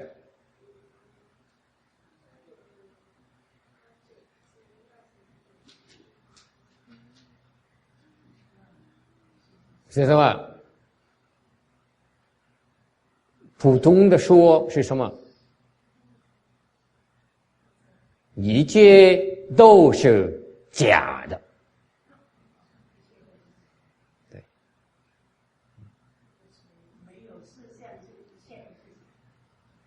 什么？没有什么？没有事相。对，没有事相。对。Người Hoa có cái câu nhất thiết vi giả hư giả, tất cả nó đều là là giả tạo hết. Everything you perceive with your sense organs is false. It's not real. It's just an illusion. Tất cả cái gì mình thấy được đó, mình nghe được, mình ngửi được, nó đều là giả. Including the heat right now in the Buddha hall. Ngay cái nóng này cũng là giả luôn nữa. Believe that? Can you believe that? Someday you will. Let me tell you why. If you really understand that the heat is false, you feel no heat whatsoever. You don't feel hot at all. Một khi một quý vị mà thực sự mà tin, thấy được rằng là cái nóng này là chỉ là giả thôi, cái vị hoàn toàn không bị nóng. Let me tell you how it manifests in terms you don't see the heat, you don't see it as being hot. Thì cái vị nói, thầy nói cái vị nghe cái hiện tướng của không nóng, không thấy nóng là sao? You're not bothered by the heat. Vì vì không bị phiền não. I remember my master Sri Hoa. This is recounted by one of the Shami who told me himself personally. He said, Master Sri Hoa was lecturing in Long Beach Monastery. You've been there? And by Ocean Boulevard in Redondo Beach, they have a big Buddha hall. And back then they have no air conditioner yet. So the Master Sri Hoa was lecturing, and a very hot day. And so Go Lin was that young Shami was told to bring him something to drink, some cool drinks. Okay, thank you very much. So he approached him, and Master Shinwa was explaining the sutra. Thành ra ông kể cái cậu Sa Di đó, lúc thầy tu chung với cậu kể lại chuyện thời mà ngài Tiến Hóa ở chùa Long Beach, ngài giảng pháp. Hồi đó là cái chùa lớn, rất đông người tới nghe. Cái chùa đó ngồi 200 người đó, 150 người tới 200 người. Thì ngồi rất đông đúc, ngày đó nóng như sợ lắm. Thành cái cậu đó mới được thầy sai là đem tới cúng dường cho hòa thượng một cái ly nước để cho ngài bớt nóng. Thì nó tới gần đó, thì nó thấy ngài nói chuyện đang giảng kinh thao thao bất tuyệt. Nó nhìn kỹ tới gần mới thấy ngài chở mồ rồng rã sau lưng này.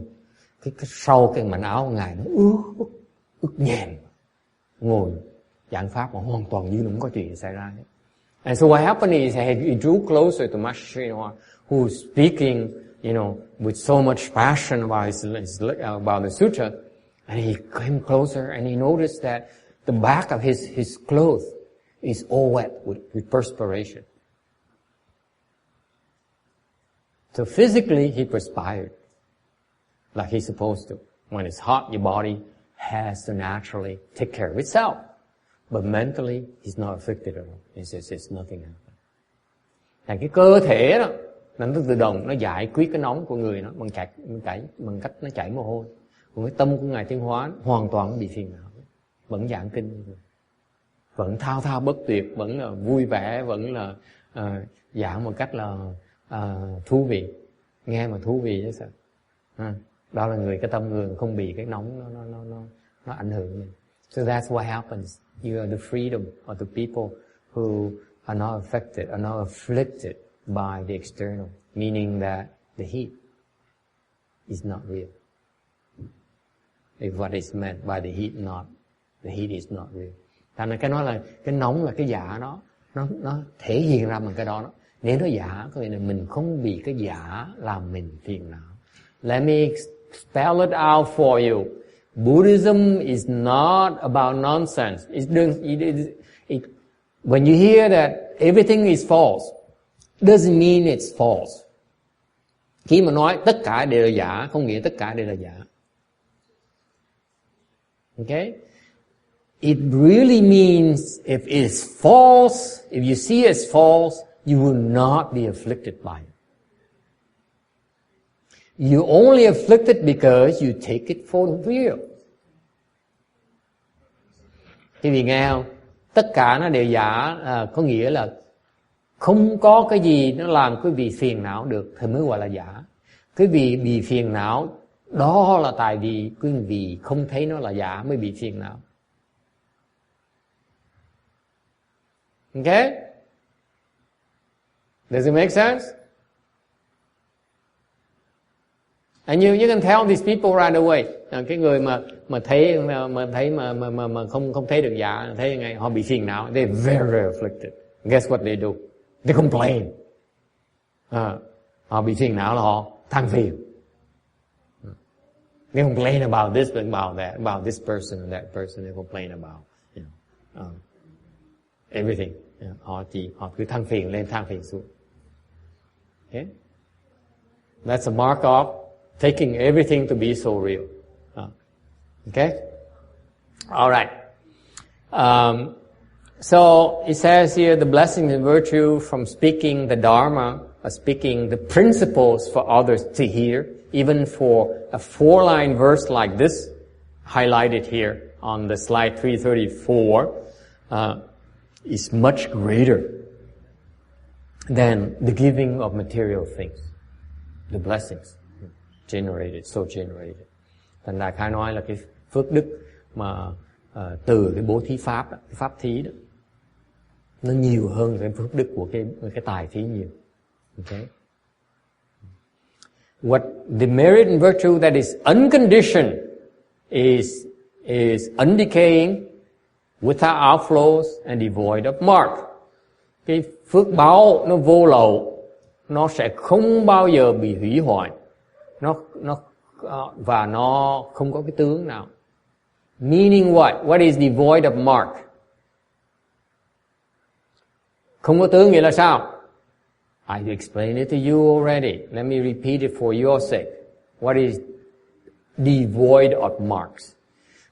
Cái mà không có tướng là thầy giảng rồi, mà thầy giảng lại một lần cho quý vị nhớ cho rõ ràng. Không có tướng nghĩa là sao? Meaning that you give as if you did not give. You done. Okay, you forget about it. Có nghĩa là cái việc cho là xong, là quên nó. Không nhớ mình cho cái gì, không nhớ mình cho ai. Is it clear?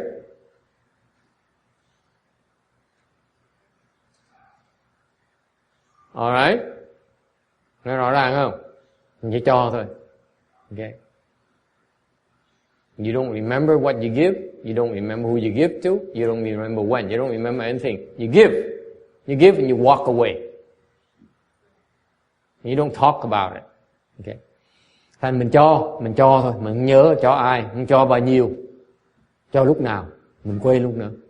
Don't say là weekend, I go to the weekend, I go to the temple and make sure I donate money. I donate rice. I work around it. Then you still have marks. Okay? I will tell you this funny thing. If you give, and then the monk look at you and say, "That's all? That's all?" like Joseph to do to his mother. This is incredible. You know, Joseph, the little boy here, he comes back from school and it's dinner time. So the mother brings out a hamburger bun. No lettuce, no cheese, no nothing. Just a bun from the plastic bag. You know what he says? "That's all?"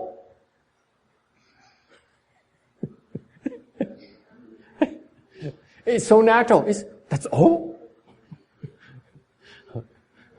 So, if you give, and don't be surprised when you're given a test. Thành quý vị mà cúng dường đó, nhiều khi bị thử thách, nhiều khi được cúng dường xong rồi, sao ít chữ đấy?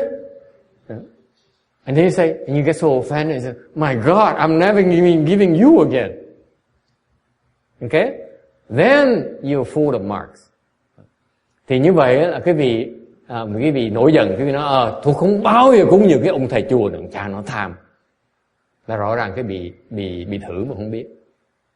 I give you another example. It happened recently as well. Now, I don't dare talk about this because now I have a lot of people in public, therefore I can talk about it.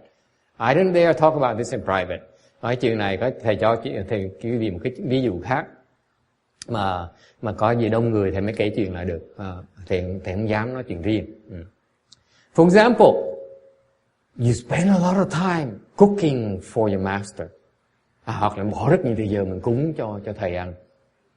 And you 8:30 you get up and you say, okay, I want to spend 2 hours cooking for a nice meal because I want to have a very nice meal today. Chuyện này xảy ra thường xuyên lắm. Nó dậy xong nó 8:30 nó lật nó vào phòng bếp, bắt đầu nó lục nó lấy đồ ra, nó cắt, nó xẻ, nó gọt, nó làm đẹp đẽ, ngon lành vậy. Sau đó bữa này tôi làm món ăn rất ngon cho thầy. Okay? 10:15, the master goes hop on his van and says, I'm going to the store to pick up a few things. Thầy 10:15 thầy leo lên xe, thầy nói, thầy đi ra tiệm mua cái này tí xíu. And then 10:45, the master texts back to you a message that says, oh, by the way, I'm not coming back for lunch. Rồi xong 10:45 thầy text lại, thầy nói là trưa này thầy bận, thầy không về chùa dùng cơm đâu. You're so upset. Giận cái đồ. So you text back and says, I don't appreciate the fact you don't tell me. I spent so much time cooking for you. I remember how another person also spent 3 days cooking for you in a row, and you never came back for lunch for 3 days in a row, and she told me I would never cook for him again. Now I know how it feels like. And guess what? What is this? This person is full of marks. Okay? You cook and you give to master, and master says, no thanks, I'm full today. And you tell yourself, this guy is so insensitive. I spent so much time to get the stuff for him. He doesn't even appreciate it. What an ingrate monk. I'm never going back to this temple. Okay? That's his mark. That's giving with mark. Đó là bố thí với cái tướng. Okay? Bây giờ thầy mới dám nói tại cái tuần thầy sợ bị bỏ đói. So now I bring it up because I didn't dare bring it up because I was afraid I'm going to be starved to death if I say anything. You see, you don't think we have limitations. Còn thầy có nhiều cái khổ tâm lắm, quý vị đừng có tưởng sung sướng đâu. Nấu mà không ăn thì giận, mà đem tới cúng dường không ăn thì buồn. So they cook and you don't eat, they get upset. And they bring it give it offer to you and you don't eat enough of it. They're so disappointed at how insensitive you are. No one is ever happy. Không ai vừa lòng hết. Khổ dễ sợ lắm.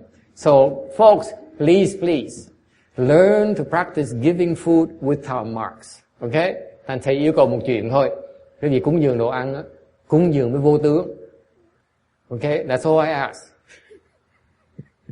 Yes. That's a lot to ask. I know. Yes. Actually, this comes back to what you were saying before. I had read, years ago, about Buddhist techniques to cool down the body when it was too hot. Yes. To heat up the body when it was too cold. Yes. Different kind of chants you do. And also there, I know this, for sure, I don't know if it's practiced much now, but they have a Buddhist chant for money, which is Vajra. Yeah. I mean, What was it again? Please repeat that. it's called, my pronunciation. Yes, it's okay.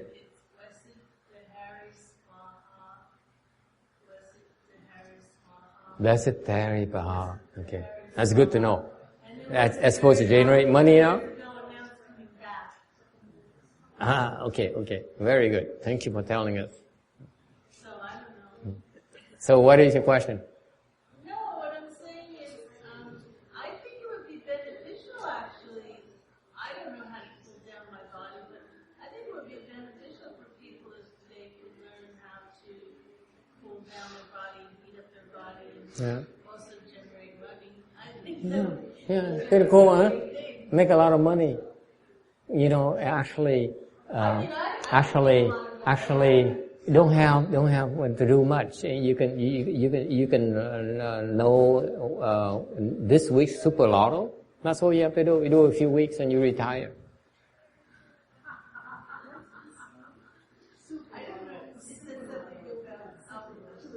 Okay.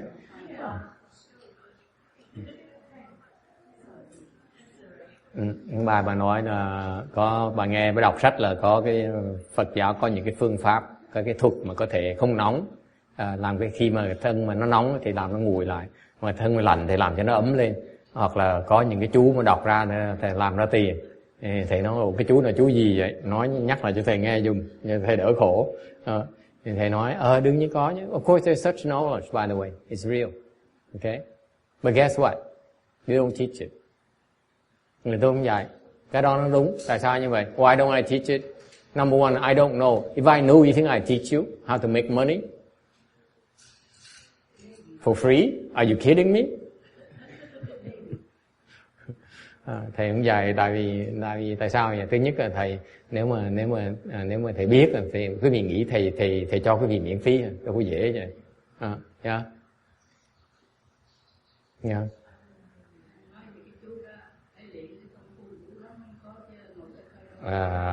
Này khôn, bà này biết hết, đâu có dễ vậy em, tưởng bợ ham á, nghe ai cũng ham.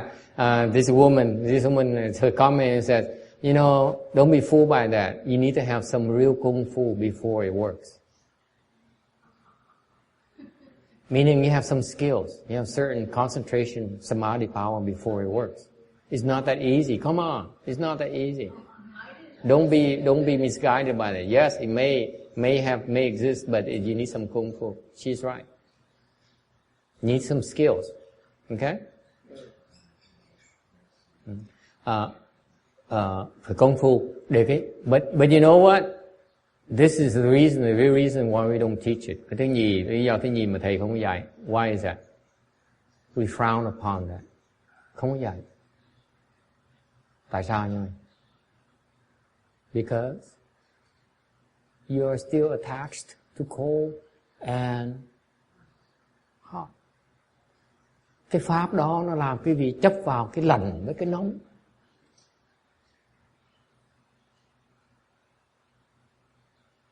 It's worldly dharma. It's worldly Buddhist dharma. Cái đó là cái pháp thế gian của Phật giáo.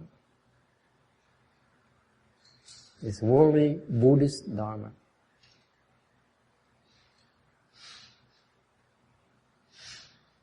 They're not teaching that. We're teaching you transcendental Buddhist dharmas. Chúng tôi không dạy những cái pháp thế gian về Phật giáo, mà chúng tôi dạy cái pháp xuất thế của Phật giáo. Is it clear? You don't have time to teach you about the world Buddhist dharmas.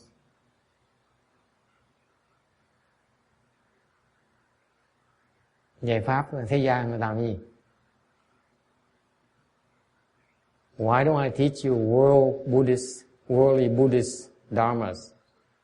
Because I need to generate transcendental, non-outflow Buddhist blessings for me to make it.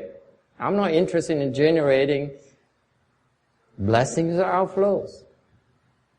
Thầy cũng dạy cái lý do thứ ba là tại vì thầy muốn tạo cái cơ hội để mà tạo ra phước vô lậu. Tại nếu thầy dạy quý vị những cái pháp mà thế gian đó thì thầy chỉ tạo ra phước hữu lậu thôi, đâu phải tạo phước vô lậu được đâu. Dạy gì mà phí thì giờ cuộc đời mình làm gì, đúng không? Yes, I teach you. If I teach you worldly Buddhist dharmas, yes, it makes life easier and so on. But so what? It doesn't help with the cause. Nó giúp tạm thời chứ còn đâu có giúp lâu dài được, đâu có lợi. Mình nhìn cái xa nhé, thiển cần làm cái gì. Alright. Okay, we're talking about practicing giving that's devoid of mark. It has two aspects.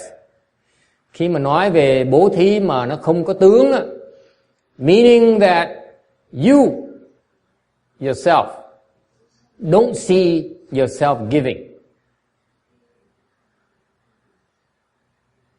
Okay?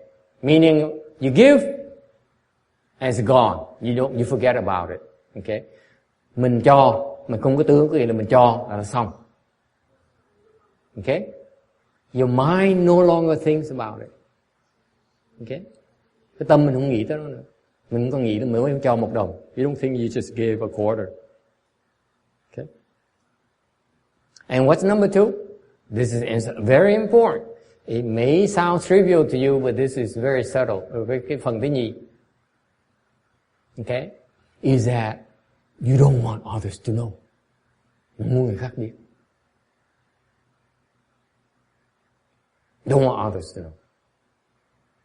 This is where the Chinese excel in that. Cái này người Hoa ta giỏi. Ta cho, ta giấu. The Chinese, when they give, they don't want people to know. Whereas, I can tell you, when I give, I was telling all my friends about it. That's why now I struggle so much. Tại vì cái phần rất tế nhị là khi mình cho đó, mình nếu thực sự mà quý vị mà nghĩ mình không có cho cái gì đó, mình không cần ai biết hết. You see, if you really think of nothing about what you give, then naturally you don't want others to know you give anything at all. Does it make sense? That's the second test. You go to extreme to make sure that no one knows.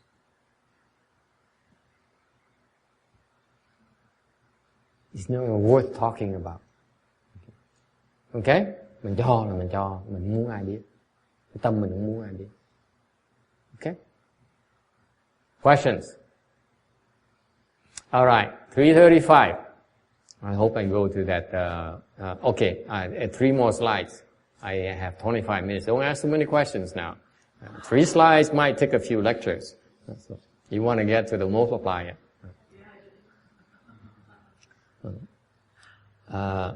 3:35 slide. To receive and speak, meaning that this is the actual gift of the Dharma. To receive is to benefit oneself.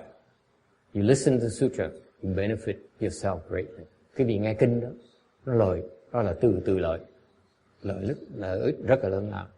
You speak for others, then you benefit others. Mình giảng cho người khác nghe, thì mình đang lợi tha. Okay? Here's what happens. When you give wealth, oh, this one is not updated. Why come this Dropbox is synchronizing very slowly? When you're giving up wealth, it will produce blessings and outflows. What it means is that you're born to the heavens, but once your heavenly blessings run out, you will still fall down to the wheel. You still go through the wheel of reincarnation. Bố thí tài đó thì nó có tạo phước hữu lậu, thì mình có thể sinh cõi trời sung sướng, hưởng thiên phước, nhưng đều cuối cùng mình phải đọa khi mà thiên phước nó hết. Whereas when you practice Dharma giving, you can affect and escape and obtain liberation. Ngược lại pháp thí đó là cái vị sẽ trồng cái chủng tử để mà đắc được giải thoát. Okay. So when you speak Dharma, the one gatha generates a lot of blessings. Not to mention that a lot of sutras or a lot more. The more Dharma you speak, the more benefit you generate. Okay.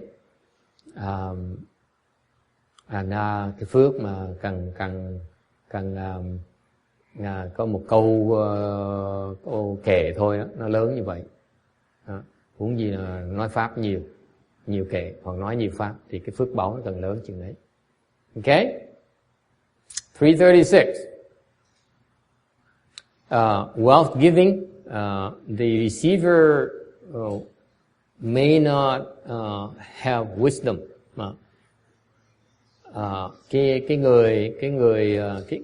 tài thí đó, thì cái người nhận đó có thể không cần có trí huệ. Whereas in Dharma giving, when you practice Dharma giving, then of course you have the wisdom. That's why you're giving out the Dharma. Cái pháp thí tự động quý vị có huệ, thì quý vị ban cái pháp đó là quý vị là người có trí huệ rồi. And the effect of the Dharma giving is that the receiver plants the seeds of wisdom. Khi mình ban cái pháp thí như vậy thì cái người nhận đó sẽ được cái chủng tử để mà khai cơ hệ. Okay? When you practice wealth giving, you yourself gets great blessings, and the receiver gets a small or immediate benefit. Quý vị khi mà tài thí, quý vị nhận được cái lợi rất là lớn, mà cái người mà cho thì nhận được cái lợi nhỏ hơn nhiều. Okay, and that's the next slide explain why. Okay, cái tấm sau 337 sẽ giảng nghĩa cái vì tại sao nó như vậy. Whereas in Dharma giving, both the giver and receiver get great benefits. Khi mà pháp thí thì người cho và người nhận đều được đại lợi hết. When you practice wealth giving, you benefiting the physical life, meaning your body. Okay, this life. Whereas the Dharma giving, you benefit your wisdom life. And this is a distinction in Buddhism, very, very clear. Ngược lại, khi mà pháp thí thì quý vị làm lời cho cái huệ mạng. Còn tài thí thì nó làm lời cho cái thân mạng này. When you practice wealth giving, you counteract greed. Quý vị mà tài thí đó thì bớt cái lòng tham. Whereas when you practice Dharma giving, by explaining the principles, you sever confusion. Ngược lại khi quý vị mà nói pháp, làm pháp thí đó, thì quý vị đoạn cái vô minh, đoạn cái mê hoặc. When you practice wealth giving, both the giver and receiver still revolve in the wheel. Nếu quý vị mà chỉ tài thí thôi thì cái người nhận và người cho đó vẫn còn kẹt trong cái luân hồi. When you practice Dharma giving, both of them escape. Ngược lại pháp thí thì cả hai đều thoát được. The wealth giving, finally, the final bullet on this slide 336, it says, wealth giving has limited usage, whereas Dharma giving is unlimited. Cái tài thí đó nó tương đối nó hạn chế, cái dụng nó hạn chế, còn cái pháp thí nó cái dụng nó vô hạn chế. Any questions? Okay. 337, tấm 337. This was explained earlier. I think text was there, were you? I don't think you weren't there. Yeah. In the Sutra in 42 section, lúc mà thầy giảng kinh 42 tứ thập nhị chương đó, có giảng cái phần này rồi. And in section 11 of the Sutra in 42 sections, it says the increase in merit gained by bestowing food. Nói là cái sự tăng trưởng của cái công đức khi mà cho bố thí đồ ăn. The Buddha said, let me read it for you. He said, giving food to 100 bad people is not as good as giving food to a single good person. Giving food to 1,000 people is not as good as giving food to one person who holds the 5 precepts. Giving food to 10,000 people who hold the 5 precepts is not as good as giving food to a single Shrota-apana, which means first stage Arhat. Giving food to 1 million first stage Arhat is not as good as giving food to a single second stage Arhat, Sakadagaman. Giving food to 10 million Sakadagaman is not as good as giving food to a single Anagaman. And giving food to 100 million third stage Arhat is not as good as giving food to a single fourth stage Arhat. So this is the area of the multiplier. And giving food to 1 billion Arhats is not as good as giving food to a single Pratyeka Buddha. Giving food to 10 million Pratyeka Buddhas is not as good as giving food to a Buddha at 3 periods of time. Giving food to 100 million Buddhas at 3 periods of time is not as good as giving food to a single person who is without thoughts, without dwelling, without cultivation, and without accomplishment. And that's a multiplier. Go through this again and see the incredible multiplier. This is the Buddhist secret about creating wealth. Okay? You give to 100 bad people. People are immoral. Is not as good as giving to one good person. Giving to 1,000 good people is not as good as giving to one person who holds the 5 precepts. Giving to 10,000 people who holds the 5 precepts is not as good as giving a person who is first stage Arhat. That's why the Chinese are very smart. They seek out the enlightened cultivators to make offerings to them, because you give to one person, you get a humongous multiplier. Humongous. Is it clear? This is the Chinese secret to wealth and success. And it's no surprise, by the way, to this day, the Chinese, in particular Taiwanese, are the biggest donors in the world for Buddhism. That's the Chinese wisdom.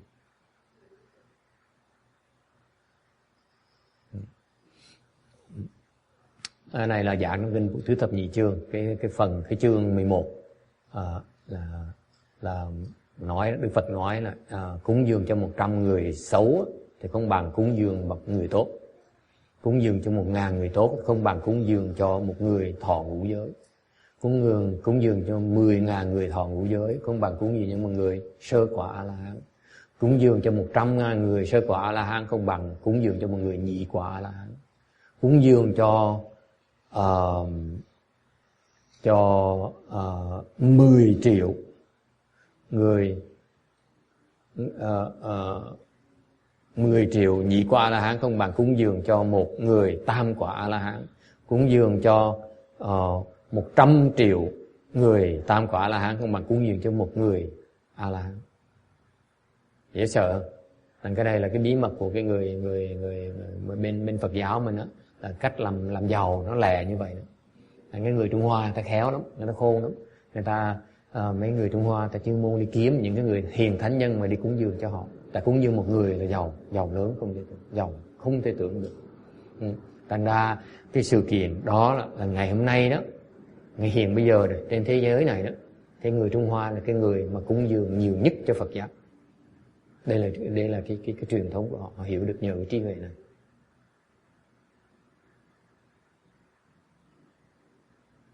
Any questions? Ai thắc mắc gì không? This is the multiplier effect of making donations. Cái đây là cái số tăng, cái số nhân của khi cúng dường.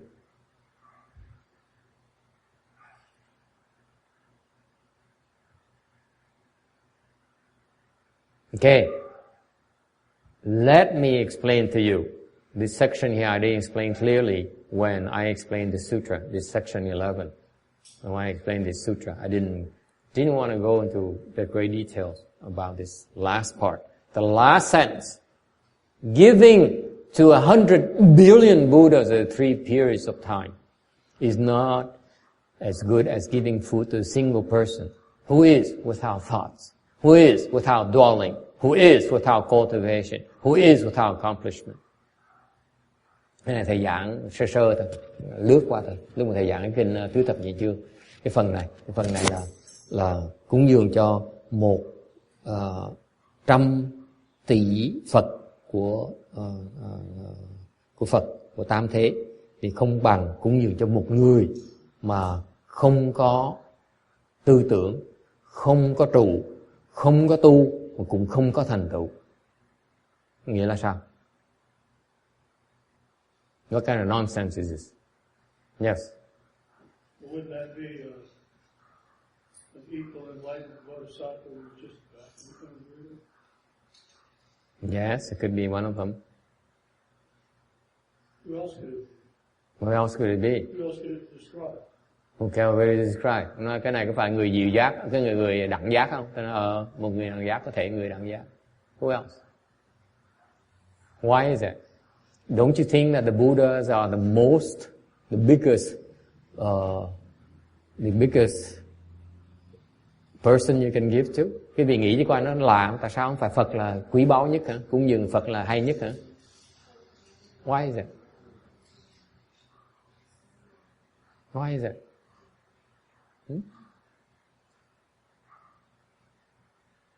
It is true that when you donate, you give an offering to the Buddhas, it results in incredible blessings. Thành quý vị tới mà cúng dường cho Tam Bảo là cúng dường cho Phật đó. You make an offering to Triple Jewel, you make an offering to the Buddhas, by the way. So you're tremendous blessings. Cái phước báo quý vị nó lớn không thể tưởng được. Mà nó vẫn thua cúng dường một cái người mà không có tư tưởng, không có trụ, không có tu, cũng không có thành tựu nữa. Tại sao kỳ vậy? Why is that? Tại sao mà? Why is that such a person here, even the blessings far exceed that of offering to all the Buddhas, so to many Buddhas? Why? You believe it or not? Quý vị tin được như vậy không?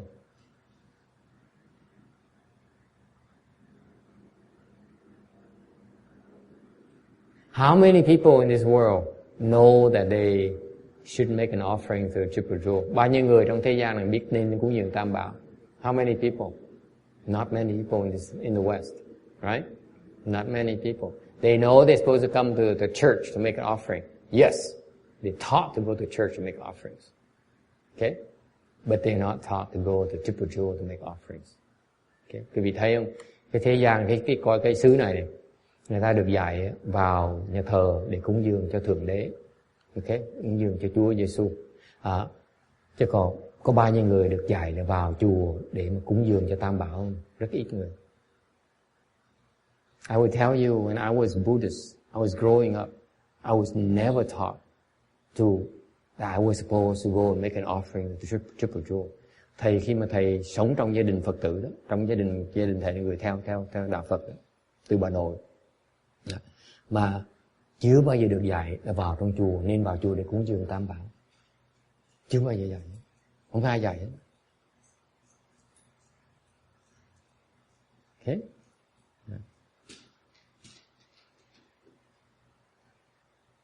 The first offering I made to Triple Jewel that I remember, cái lần đầu tiên mà thầy cúng dường Tam Bảo, is when I was about to leave the home life. I had $1,000 left. I said, let's go to this temple down the street on Magnolia and Chapman. And I wrote a check for $1,000. That's the first offering I ever made. Trước khi thầy đi tu đó, thầy còn một tí tiền. Là thầy tới cái chùa mà ở đường Magnolia, đường Chapman, thầy biên cái check $1,000. Tại họ đang xây chùa, hồi đó đang xây cái chùa đó. Thành ra thầy biên cái check $1,000. Thầy nghĩ chắc là ngon lành lắm.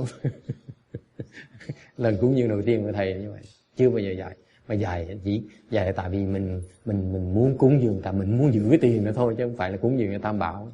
Chỉ thấy chùa này nhỏ tội nghiệp, thôi kệ cúng cho $1,000 xây chùa đi.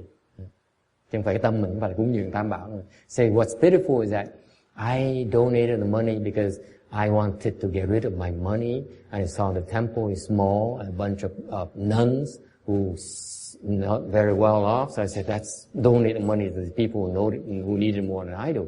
I don't need money anymore. Okay? It's not even to donate money to the Buddhas. That's how poor I was. Thấy nghèo nàn dễ sợ. Không biết cúng dường Tam Bảo. Okay, now, even if you know how to, you're supposed to go make a donation to the Buddhas. Bây giờ trường hợp quý vị biết là mình phải đến gặp Phật để cúng dường Phật đi nữa. It's still inferior to donating to a person, a single person who's like this, has no thoughts, no dwelling, no cultivation, no accomplishment. Còn thua một người.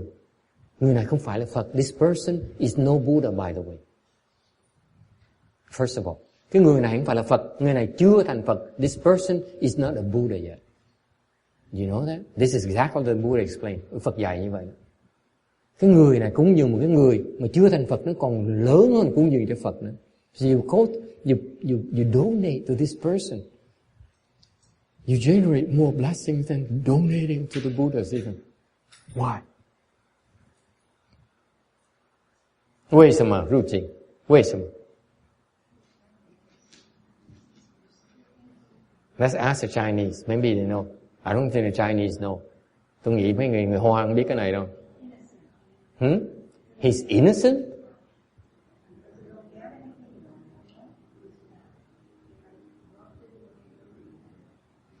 Yeah? Yes? She doesn't know. I know. The Chinese don't know. Thầy biết rồi, người Hoa không biết cái này đâu. Vietnamese, cái Việt Nam có biết không? Tại sao? Come on! Okay. Italians. Filipinos. Yes? Why? Why is that?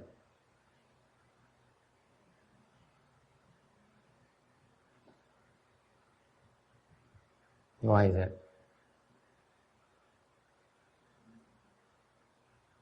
What do you think?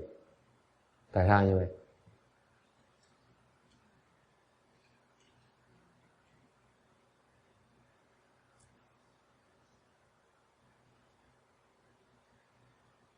Because it is easier to make an offering or a donation to the Buddhas than to make an offering to this person. Tại vì dễ cúng dường cho chư Phật hơn là cúng dường cho người này. Why is that? You cannot find. Kiếm ra. They don't want to be known.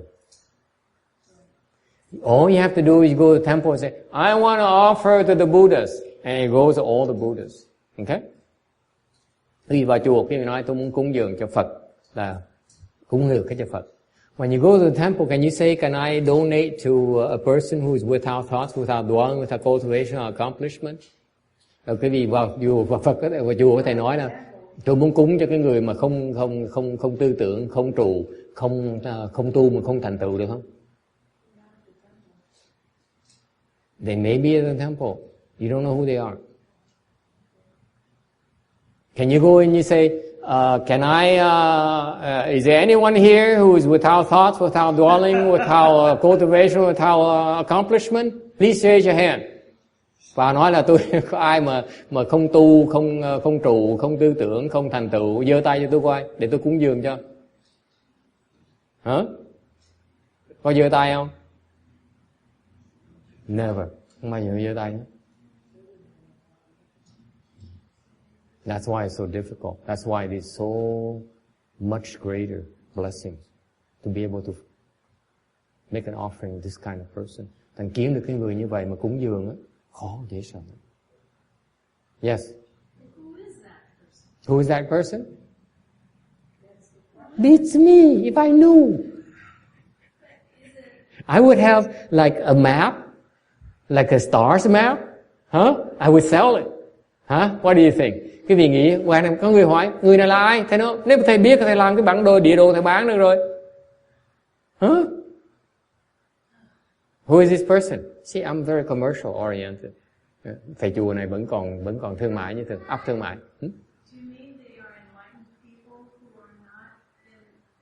Here. That's right. A person without thought, without dwelling, without cultivation, without accomplishment is enlightened. Cái câu 10 người không tư tưởng, không trụ, không tu, không thành tựu là cái người giác ngộ, cái cảnh giới người giác ngộ. This is the state of enlightened people. Okay? If you become enlightened, you don't want anyone to know. Cái người mà giác ngộ rồi không muốn ai biết hết. I made fun of this a couple of weeks ago. Last week I said there's a magazine that says enlightenment. Thì cách đây 1-2 tuần thầy Khôi Hài thầy nói có một cái tờ báo tên là tờ báo giác ngộ. And I said that it's certainly not written by enlightened people. I will guarantee you that. Thầy nói thầy cam đoan cái gì cái tờ báo giác ngộ đó không có người nào giác ngộ mà biên trên tờ báo đó. No enlightened people would write on that magazine, on that who belong to a group like that. Không có người giác ngộ nào mà sẽ muốn tham gia vào tờ báo đó hoặc là muốn nhập cái nhóm của nhóm giác ngộ. Không bao giờ hết. Because they don't want you to know. Không muốn quý vị biết.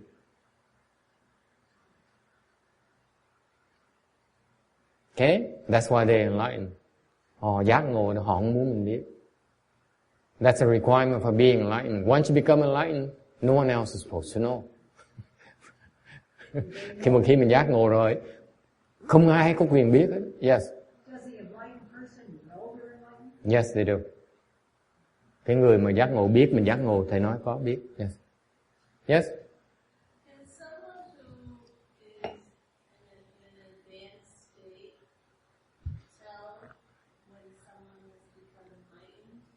Yes. Yes. Hoặc là có người mà trình độ cao có thể biết người ta đã giác ngộ, biết chứ. Yes. There's only one stipulation. Usually, the people at a high level can see the people at lower level, and not the other way around. Thì thường là cái người mà trình độ cao mới thấy được người trình độ thấp. Người trình độ thấp thấy người cao không được. There's a wall. When the person the lower level try to gauge the higher level, they can't see anything. They can't see anything because it's beyond their capacity. Cái người trình độ thấp Không cách nào mà thấy được cái người trình độ cao. Không cách nào thấy được. Impossible. Okay? Yes.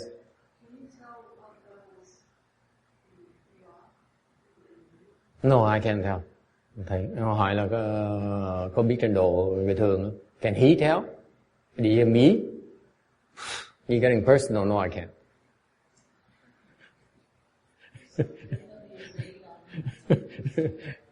If you force me, I lie, but I don't know. And then after that, I say I don't know. Hoài gì chứ không phải thầy có biết được trình độ con, cái này không, thầy không biết.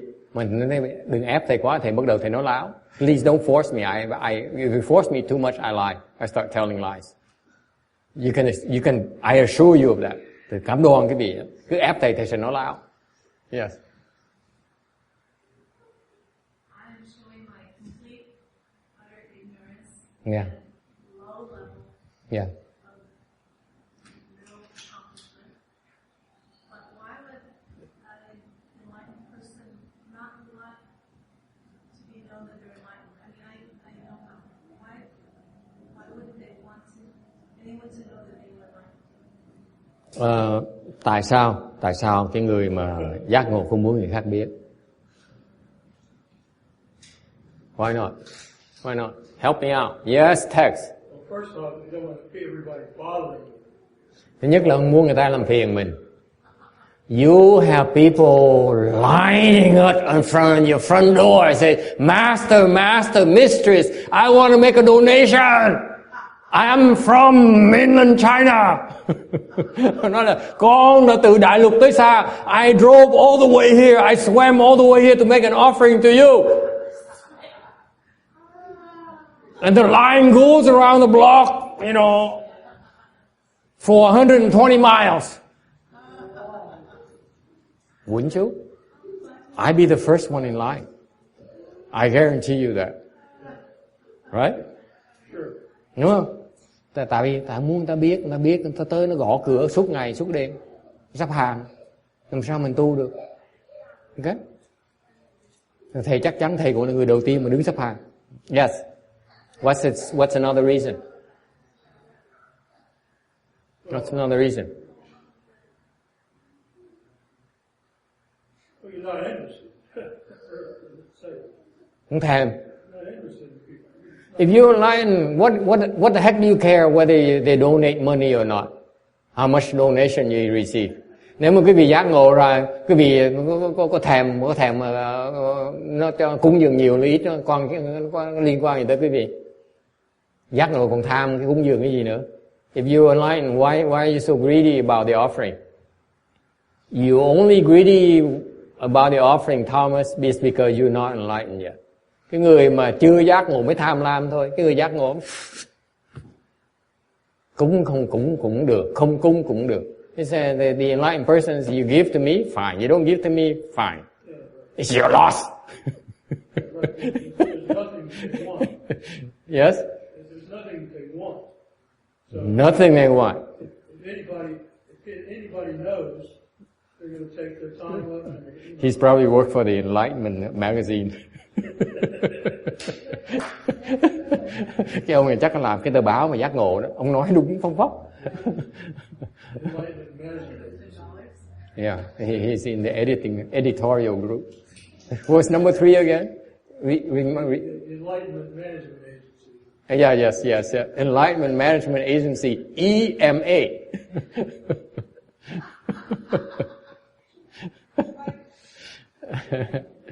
So what's number 3 again? I forgot. You forgot too. I forgot too. They don't want anything. They want people taking up their time. And what else? And they have their own plans. Anybody knowing about it will interfere with it. Yes? Okay? Anything else? Is that enough? That's enough, huh? That's not go into enlightenment. Go into things we don't know about. Đừng nói những cái chuyện mình không biết. Yes, Thomas. Isn't it also kind of a confusing thing talk about we can't really understand what enlightenment is from our perspective. So if somebody goes around claiming to be enlightened, pretty much their main motivation would be because they're trying to win supporters or get money. But actually, just to communicate, you're just going to confuse people if you talk like that, aren't you?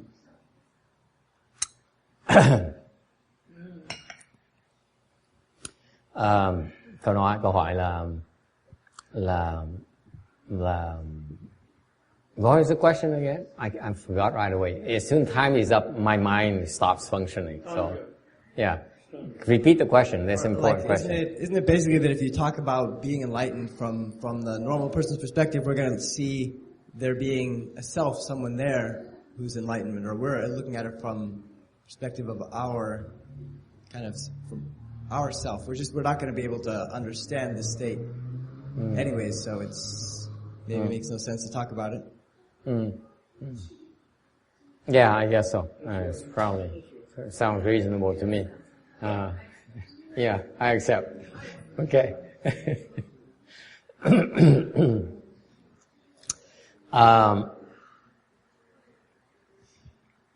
Enlightened people would never say they're enlightened.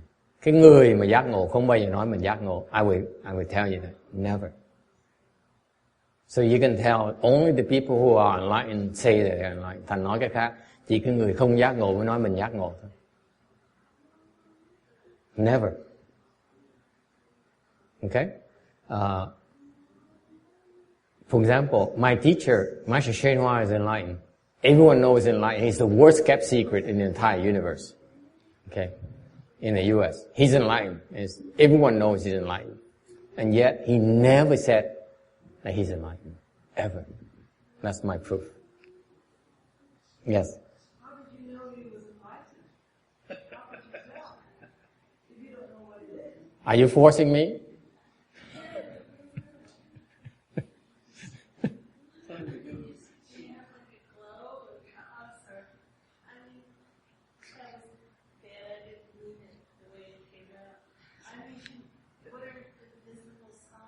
The visible signs? Are there any to decipher Okay. whose advance knows from another? Give me about 5 months. I will write a book on that. I put it on Kindle.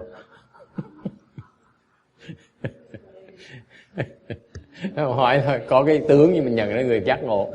Thầy nói đời thầy 5 tháng sau thầy biên cái sách rồi thầy mua đón sách, đọc sách của thầy mà trên mua cuốn sách đó mà thầy mà đọc thì sẽ có. Okay. It's a very simple reason why you know he's enlightened. Có một lý do mà rất giản dị, quý vị biết là ông giác ngộ. Okay? Because the lineage of patriarchs from Shakyamuni Buddha down, Shakyamuni Buddha designated the first patriarch as Mahakashyapa. Ngài Thích Ca Mâu Ni Phật chỉ định cái người chủ đầu sơ tổ là ngài Mahakayip, who then anointed Ananda to be the second patriarch. Sau ngài Mahakayip mới chọn ngài Ananda làm cái tổ thứ nhì. And they designate each other. That lineage there, they're all enlightened. They're all bodhisattvas. Thành cái dòng đó, cái dòng của Bồ Tát và Phật. It's all bodhisattvas and Buddhas in that lineage. Lowest level, bodhisattva. Okay? Unlike you folks know, okay, there are a lot of bodhisattvas. They have nothing to do.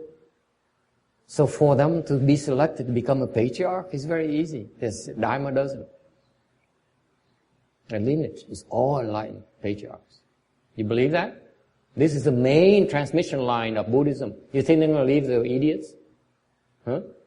You think that Shakyamuni Buddha would say, you, Mahakashyapa, go ahead and take care of my, propagating Buddhism. Mahakashyapa is, the first patriarch is something else. And then he recognized the second patriarch who has a tremendous skills. Okay? They would never designate a patriarch unless they're capable. And they're all enlightened. I assure you. Thành ra những cái vị tổ đó, cái dòng mà chánh pháp đó, đều là giác ngộ hết. The question is, the real question is not whether they're enlightened, Maria.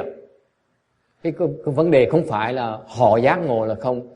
The question is, what is a level of enlightenment? Cái vấn đề là cái trình độ ngài giác ngộ cao là thấp thôi. Enlightenment has levels. Cái giác ngộ nó có những cái trình độ khác nhau. Okay? The question we don't know is at which level of enlightenment they are. Then we don't know. Thành cái trình độ mà cái vị tổ nó mình không biết được. But I will tell you my personal opinion. Would you like to hear my personal opinion? Sure. Because I see you're not going to buy my book now. Okay? In my opinion, Master Hsuan Hoa is extremely high. Trong cái cách suy nghĩ của thầy nghĩ là ngài Tiến Hóa trình độ rất là cao. Why is that? Because for him to move Buddhism from China to the US is a humongous task. Okay? Cái trình độ ngài Tiến Hóa rất là cao. Tại sao? Ngài đem cái Phật giáo từ cái Trung Hoa đại lục qua xứ Mỹ là một cái chuyện trầy vi tróc vải. He brought along with him a whole retinue of his students. Ngài đem đệ tử của ngài từ Trung Hoa và từ mấy cái thế giới khác đem tới qua cái xứ Mỹ này để truyền bá cái Phật giáo. Cái công việc nó lớn không thể tưởng. It's humongous. Therefore, he's extremely high level. Why? The extremely high level have a lot of low level bodhisattvas supporting them. You know, by the way, quý vị biết không? You are a fifth round bodhisattva. Trường hợp quý vị, okay, là quý vị một ngũ địa, this is a enlightened level called fifth round bodhisattva. Okay. Trường hợp ngũ địa Bồ Tát, they have zillions of fourth round bodhisattvas studying under them. Một cái vị ngũ địa Bồ Tát đó, có hằng hà sa số tứ địa Bồ Tát đang học ở dưới.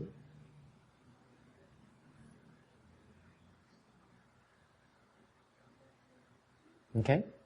It's very difficult to go from fourth to fifth. Tại từ tứ địa đến ngũ địa nó khó không thể tưởng được. Incredibly difficult. It takes a long time. And they have to learn it.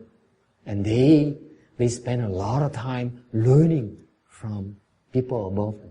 Là họ học những cái người mà trên họ mới lên được. I will tell you, when we organize a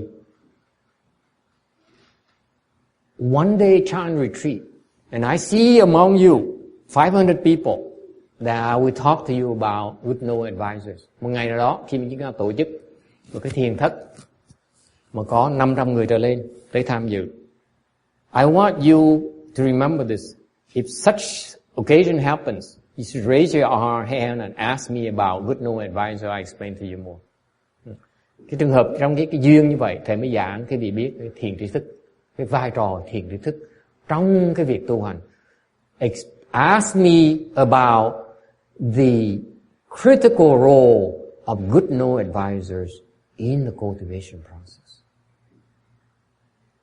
Because I want to teach a lot of people. Not.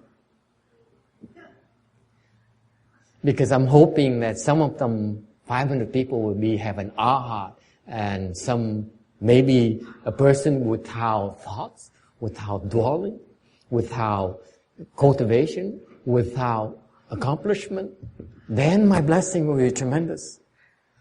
If you have 1,000 people, you don't have to ask me, I will tell you them. Okay? Okay. A deal? All right, now test to go. Okay, let's wrap it up. Thank you for coming, and we'll see you next time.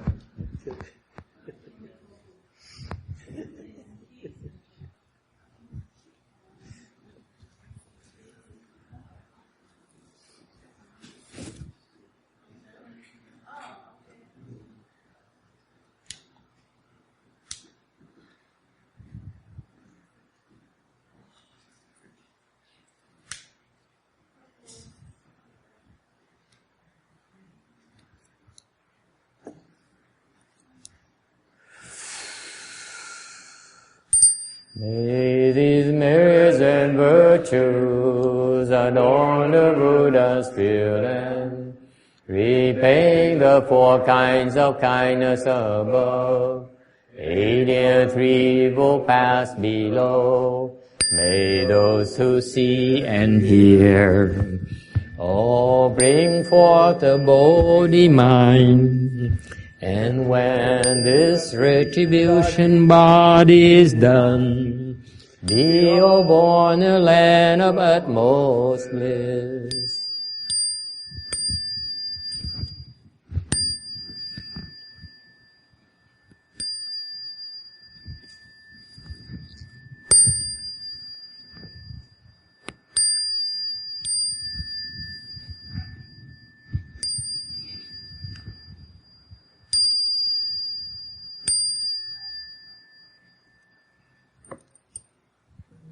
Nam mô Ta Chư Vấn Shu Sư Li Phù